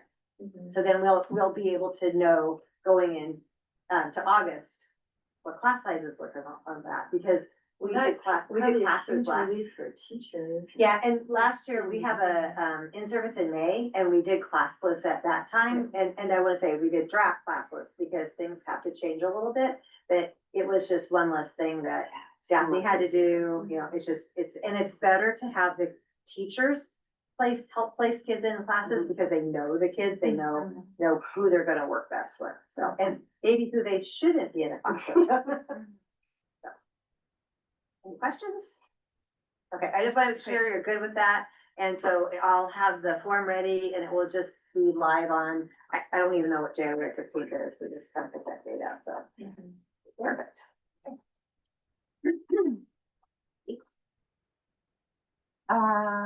Policy review. Okay. Can I just say, the policy committee is almost done. We've got these December, policies to look at, and then we've already looked at the January ones, so we'll send them out to you all. But after that, Yeah, 168. We have a pause and then we'll start again. Yes, but it's more doable because. Next year is a short session, so there'll likely be fewer updates. Yeah.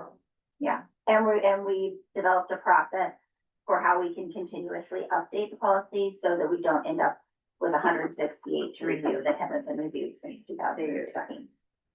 So that's a huge accomplishment for us.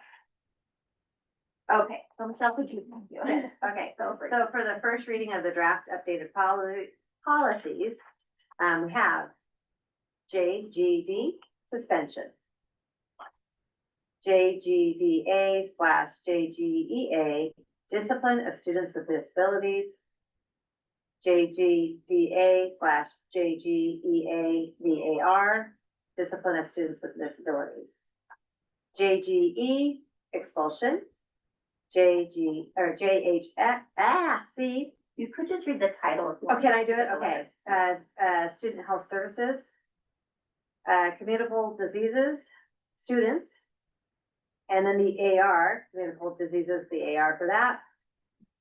Students with HIV, students with HIV, HPV, and AIDS.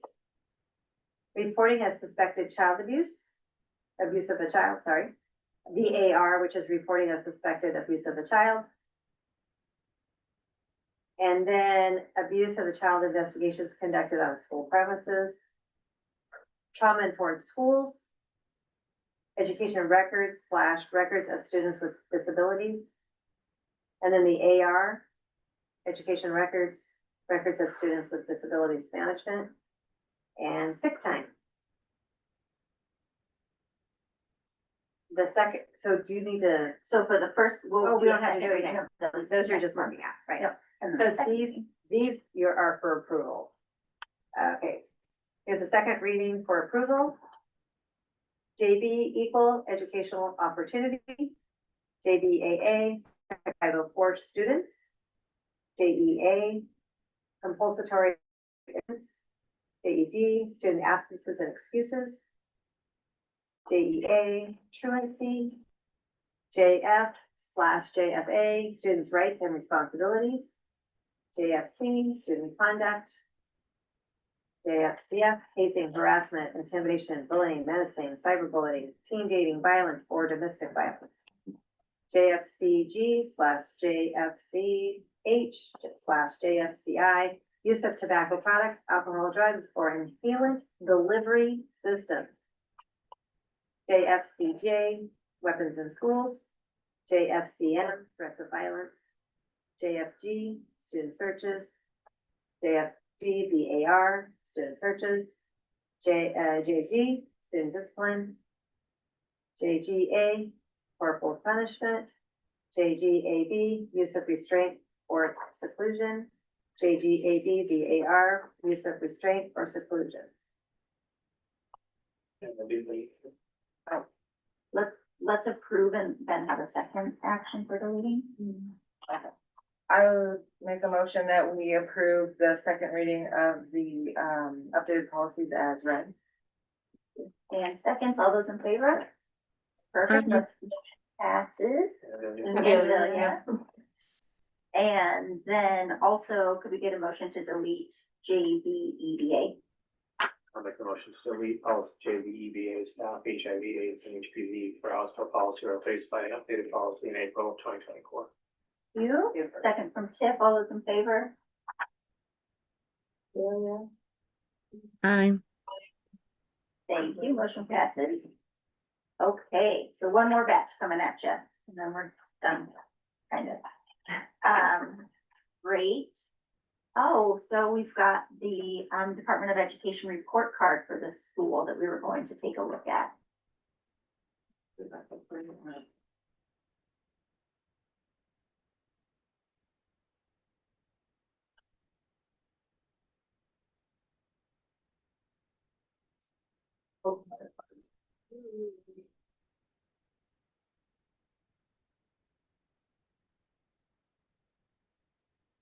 So, you can go online. Hopefully I can, and click to see the online, report card. And here is Mosier right here. This is last year's, remember, 24, 25. We have 166 students, 16% have disabilities, that we serve. 37% students serving poverty, 22% ELD students, and then 92% vaccination rate. It's kind of, so this is new that they started last year. And the nice thing is you can go into any school year, for the previous 3 years, and look at the data. You can look at all the expenditures per data, which we are really low, but it's because we don't serve, we do serve students with IEPs, but we don't actually do the funding of it, because our funding goes to North Wasco. And so that's why ours looks so low compared to everybody else's. So, just add a 1 on that. So, because you get another $10,000 for each student. So, the qualifications that we have for teachers. So there's lots of great data on there that you're welcome to kind of look at and compare with each other. So, and they also have. So this is something that we used to just send this out, but we'll probably send this out. I think maybe in a newsletter so people can see that. We used to actually just mail it out to people, but I think they can probably just see it online or send them the link. And this just has a little bit about us and the demographics. Well, you just linked it, Michelle, to the newsletter, or actually put the PDF in it? I think I probably put the PDF in it. Can you remind me on this one, is this evaluating all of the grades or just specific grades? Well, it depends on each one. So like here, the ELA, well, hold on just a second. So when you look at, like, here's, I'm trying to think about, because they've changed this a little bit, sorry. Not helpful. Very helpful. So this is really, and there's a huge, and Jen will talk about this later, like huge effort for attendance right now. And matter of fact, the accountability that we were talking about, like that's one of the, and it's K-3 accountability. Like getting kids to school. And all that. So we'll be really kind of tracking that. This doesn't really. So the top up there is the whole school. Regular attenders. Okay, for the K through 8. Yeah, that. So we're just above the Oregon average. And, if you go into the regulars, or maybe Jen, you wanted to talk about. Next month, I was gonna kind of do a whole thing for you guys on attendance and, Yeah. like the meaning of all that and where we are. Right, and so these are actually just kind of the average. Like when you see the ELA scores, 46%, that's the average score, 3 through 8. And then science is really just our 5th graders and our 8th graders. Math, science is, so for the Accountability Act, you have these you have to do's, and then you have some that you need to pick. And the only one that we can really pick and we should pick is the 5th grade science score, that we're gonna pick that to be accountable on. And the accountability doesn't really come in until 2029, 30. So it's giving you some time to get ready for it. And that 68% is a number of students who attend 90%, 90% or more of the school year. Okay, and the science, it says students, those are 6th graders? No, the science is 5th and 8th. 5th and 8th, so 21% of our students are meeting state standards in science. It's really bad. And 30% in math. And that's also 5th and 8th. Yeah, but math is 3 through 8. And the math is, definitely has some highs and lows.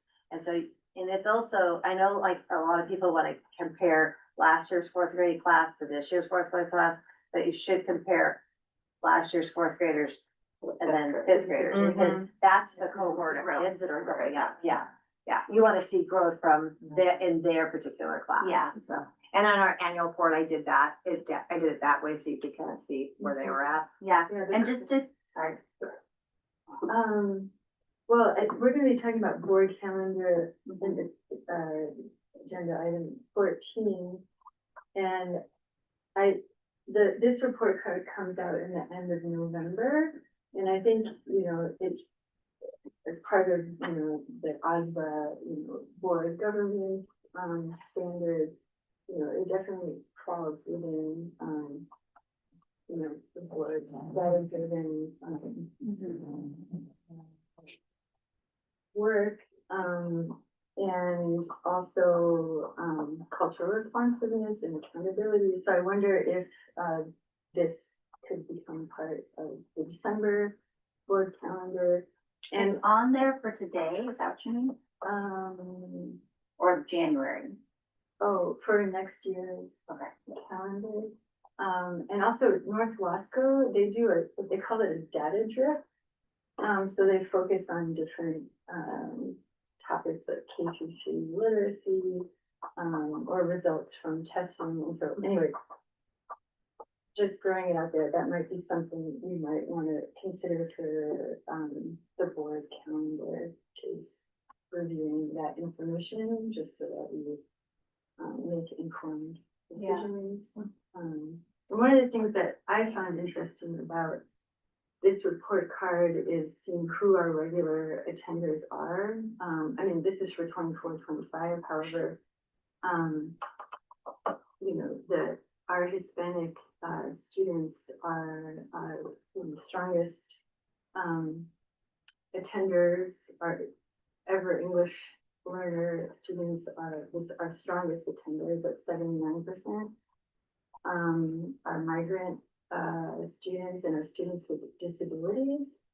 So I don't know, I think that's not always what you might see. So, it was nice. I found that, positive. Yeah. But of course, how do we get our, our white students are, at 63%, so, that's about, 74 minus, that's under the 68%. So that's missing more than 10 days of school.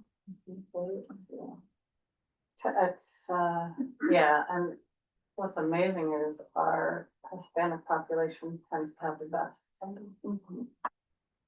What? Oh, go ahead. On attendance, when they're targeted, is that kind of 5%? It depends on how late they are. Okay. So like, if they're half a day, like we were just looking at in our attendance meeting today. And, there's a couple kids who were late and came in after 11, so then they only get credit for half a day. One thing I wanted to point out in regards to the 21% of our students meeting standards for science and what was it, for math? Also, very low. 30%. But we do have, strategic plan goals that are oriented around increasing those numbers. Yeah. To me, that's incredibly important because math and science are incredibly important, I think, for the future of our world. So, just wanna connect those dots and really focus on that and figure out what our action items need to be in order to truly improve those percentiles. Yeah, and definitely go in and look at grade level because, I can tell you that there are certain grade levels, like 8th grade really drug down the math scores, last year's 8th graders. I think it was 8%. Yeah, they were, and didn't that follow them? That is Yeah. like unacceptable. Yeah, That was the. Pandemic learning class. Yeah, but the year before, they were like at a crazy percent, like 50%. Right. So again, that's where you're following the class, not just, don't just look at, The grade. every 4th grade, only the 4th grade score over a period of time. You gotta look at as they progress. And that 33 got Yes. lower each year. Yes, They're pretty and we want confident. every single student who is in this school and exits this school to be at a higher level than that. Yeah. But that takes time, just so we know, that takes, Right. it takes good curriculum, it takes, amazing teachers. Well, It has, I think that's the important work that edX is doing for us, is having know, they come in and they look at the standards and then they have the teachers like to play them out. Complete questions, why are you doing that? Well, because I like to do that, but what's that? You know, and so really making sure that it's laser focused on what we should be teaching, not what we love to, you know. Yeah. I love this, you know, great.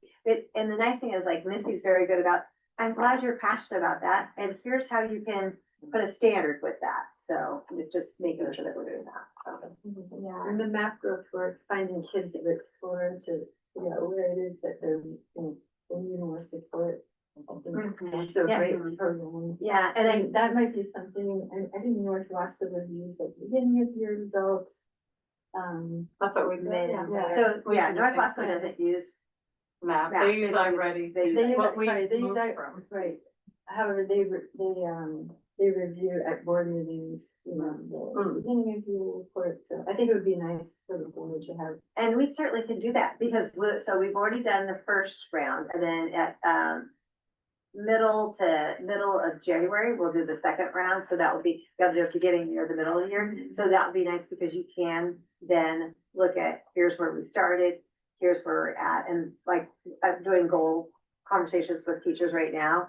And the nice thing is for them, they can look at that and make sure that if they need to make some sort of modifications in their teaching or their strategies, that they have the data to say, hey, I'm on target here, or hey, I need to do something else. Yeah, so if we were going to add that to the calendar, if you get results in January, then could we look at them in February? Yes, yeah, And that's MAP. yeah, NWEA/MAP. I think eventually it's just gonna be NWEA, because NWEA bought out MAP. They were not happy. Okay. Great. Anything else on our report card?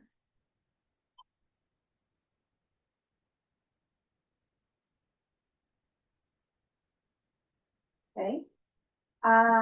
Okay, updates on committee stuff, starting with, anything, during this session, we were able to come up with a date that works for the majority of the board members, to have a special session on the 26th, 27, 40 school week. That'll be on Monday, January 26th, and I can send out an, invite to you all. And then, what else? Anything else that you all want to share out? Just brief updates? Yeah, I think we said we met with the bus folks and we were waiting to hear back from them on what a contract would look like and what the pricing of all of that would be. Michelle has been, diligently pestering over there, trying to get those numbers. I don't think that's super easy for them to whip up and they've got a lot of things to do, so, but we are waiting and one thing that gives me a little bit of comfort is we have some time for purchasing the bus. There were, some buses you had to order right away in order for them to be ready, but the bus we're looking at is pretty standard size. D21 already has 2 of them, so their mechanics are ready for this kind of bus, and these are sort of like quick off the lot. So that all feels pretty good. The financing rates they were throwing out there were in the 4 something percent range, which also felt pretty good. All kinds of payment plan options that would really be up to D21 to decide, but for us to negotiate a little bit whether they want to pay off the bus quickly in 3 years, then we would have to do the same, understanding that whoever's buying the bus gets reimbursed for it, but over 10 years. So if you finance over 10 years and you get paid over 10 years, you're getting most of your money back, right? But if you finance over 3 years and you're getting reimbursed over 10 years, then you have some upfront costs that you will realize later. So those things have to be sorted out, and how that all works between us and B21.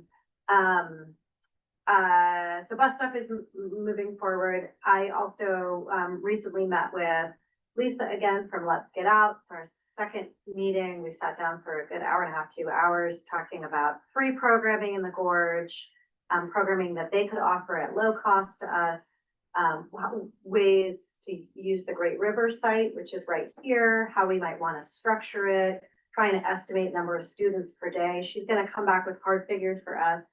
and is gonna get that to us, shortly after the holidays, about what it would cost. We had discussions of like, it's really hard to plan for a program that could serve somewhere between 5 and 190 children. So how do you do that? And I think, to me, figuring out what Fridays look like so that we can be flexible and responsive, but offer interesting programming that's affordable or no cost is the trickiest part of this whole thing. And so I'm putting a lot of energy into that, but there's a lot of models for it in the Gorge. The two other private middle schools both work with Lisa. She does Mondays at Wildwood and Fridays with the new school. I might have those backwards. But so she's really ready for this kind of model. She has educators that she works with. We talked about risk management and how many people she would need to have as far as staff. We talked about, she's got her own van, but we could also use the bus if we want to save costs on paying for her van. Since we get reimbursed 70% per mile. So, but if we're going to Great River, we're not. And then she spending much on mileage. And then she also knows a bunch of free programming in the Gorge and has that all really set up. So we talked about all the different programs with the Discovery Center, Columbia River Keepers cleanups, doing snowshoe days. There's a certain educator and the range of like what we want out of a Friday activity. Like, do you want it to be super just physical and active and fun? Do you want it to be really educational and that, you really have to kind of let the people know who are running it, how much emphasis to put on the science content, for example. And we talked about having, in order to build in flexibility, just a preview for you guys, some things to think about, having some folks that would be staff that would be here at the school no matter what. So if we have too many people, Lisa's vans are full, then we have overflow here, and it would be like a sign up in advance, kind of first come, first serve. And if you're a last minute addition and there's a program here, but maybe making it art heavy. And she talked about, because we don't have art currently in our curriculum.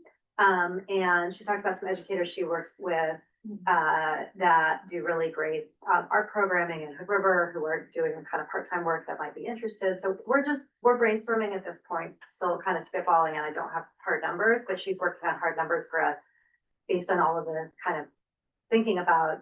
We thought about also too, having that kind of programming be like a morning program and an afternoon program. So you're separating middle school from elementary school, and you would swap. So you would have folks here at the building doing whatever the activity is at the building. And maybe there's some study hall type, like assisted with homework or learning.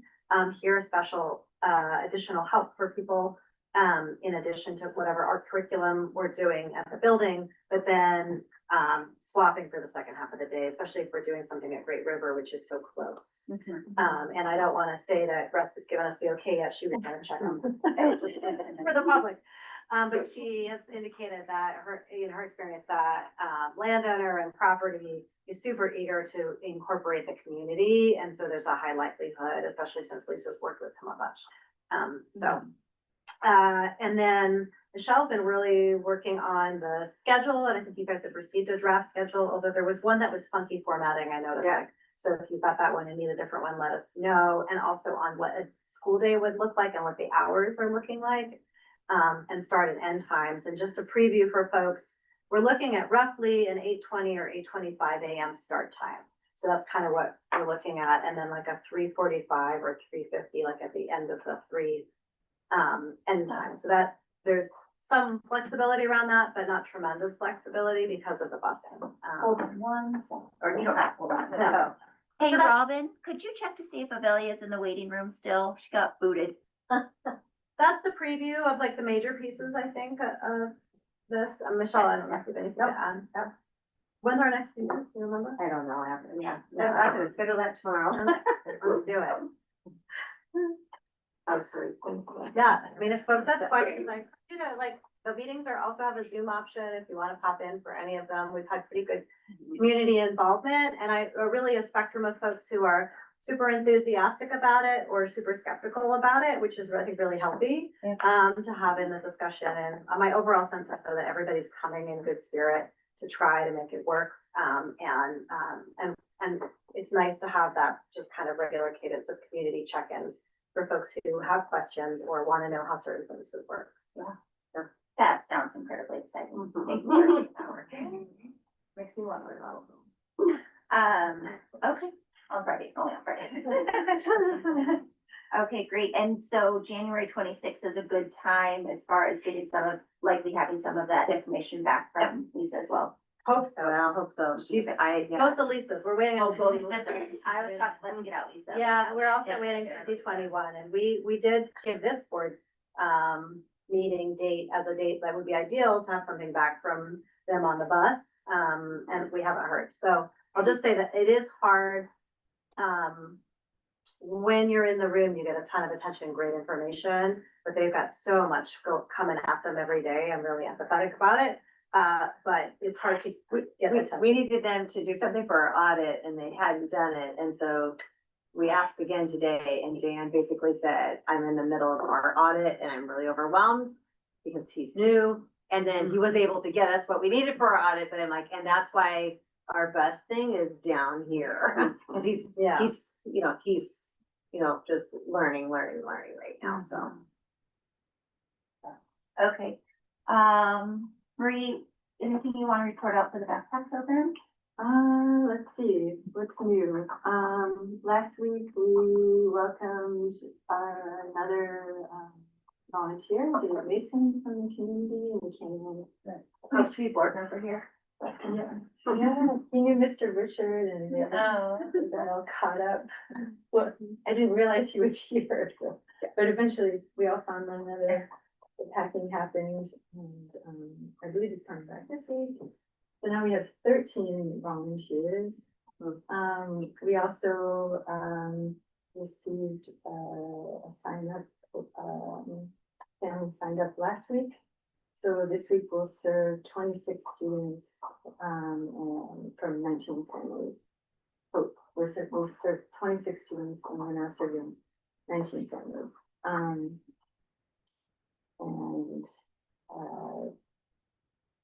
I received an update from Veronica about turkey trot funds, that was about 4,000 is going to go towards funding the backpack program, and still waiting on private donations, but I think we're looking good to finish out the year.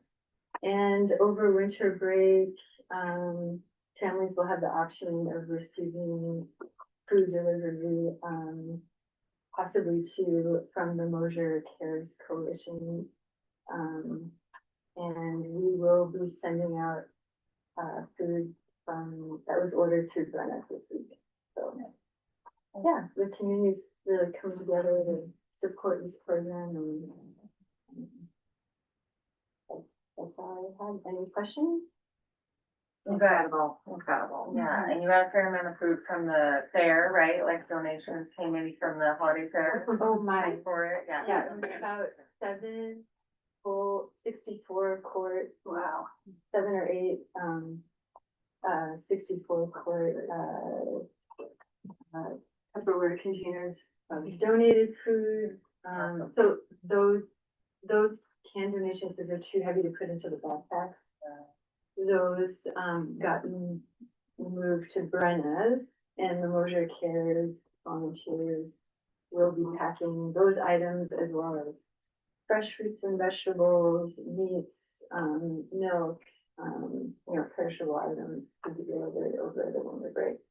Great. And Awesome, thank you. Just a note on donating, you can go on Oregon Cultural Trust and maximize your donation.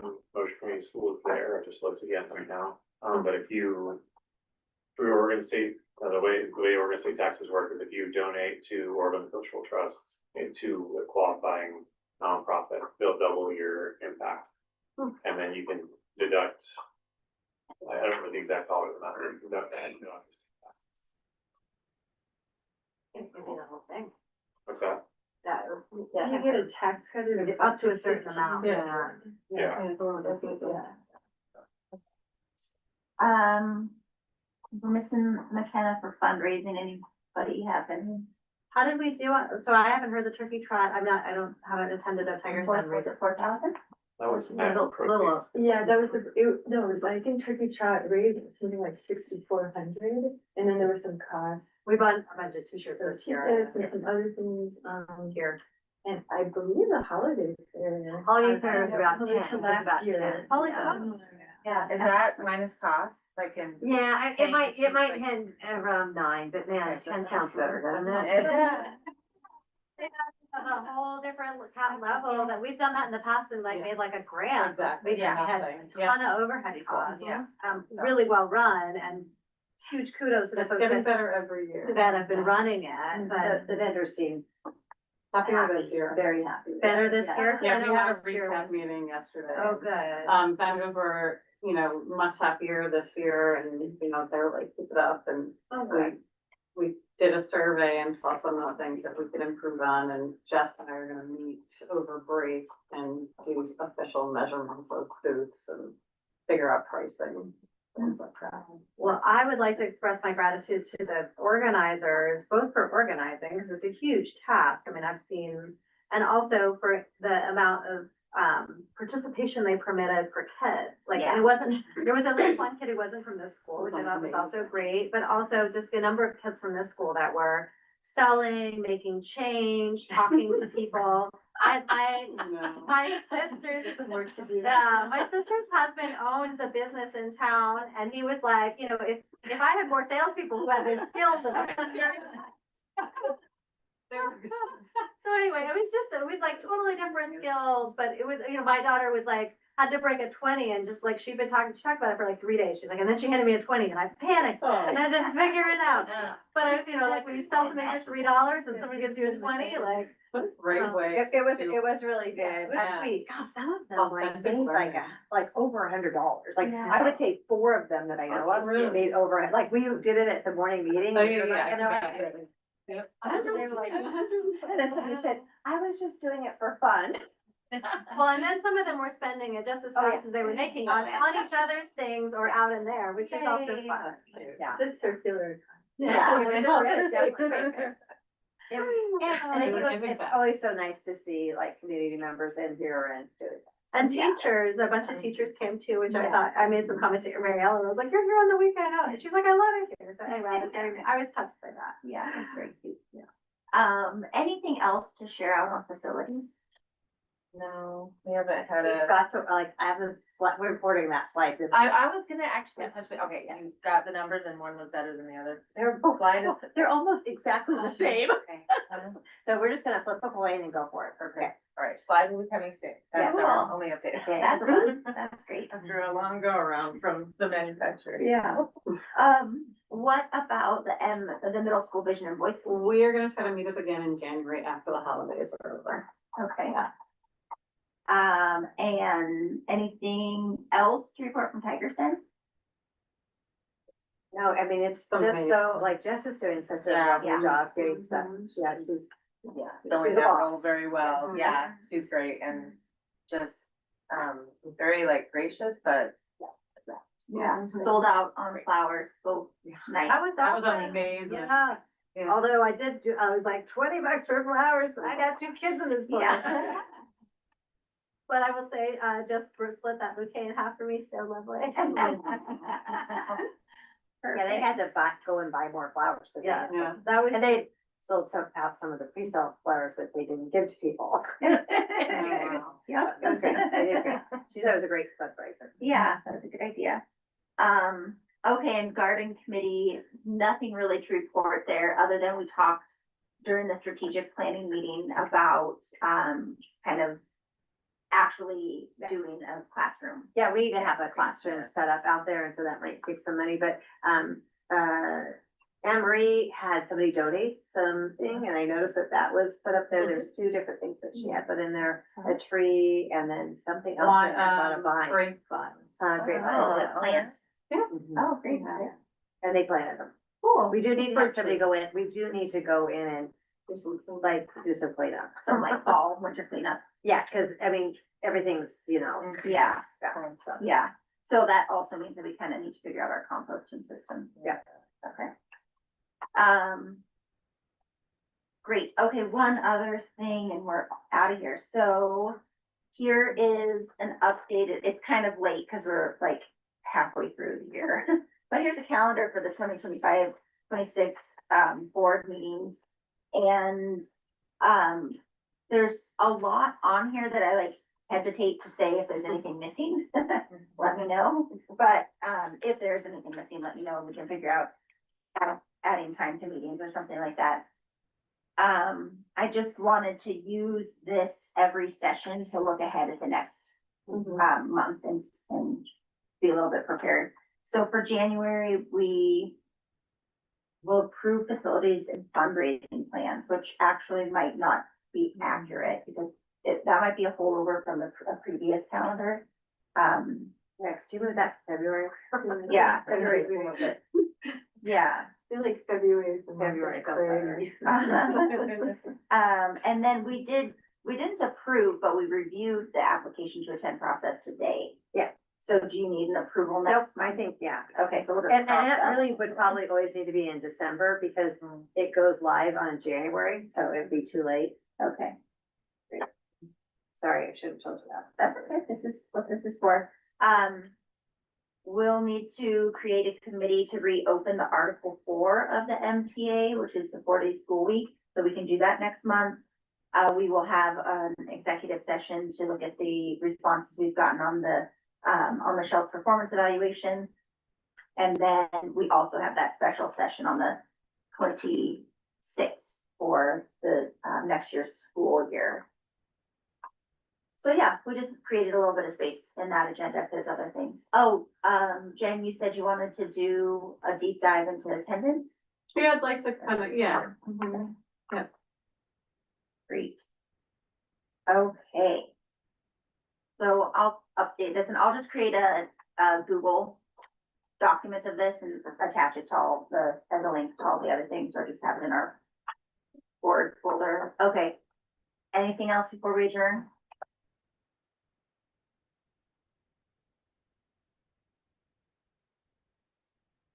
Okay. I'll make a motion to adjourn. Okay, all those in favor? It is already gone. Okay, thank you so much. Motion passes.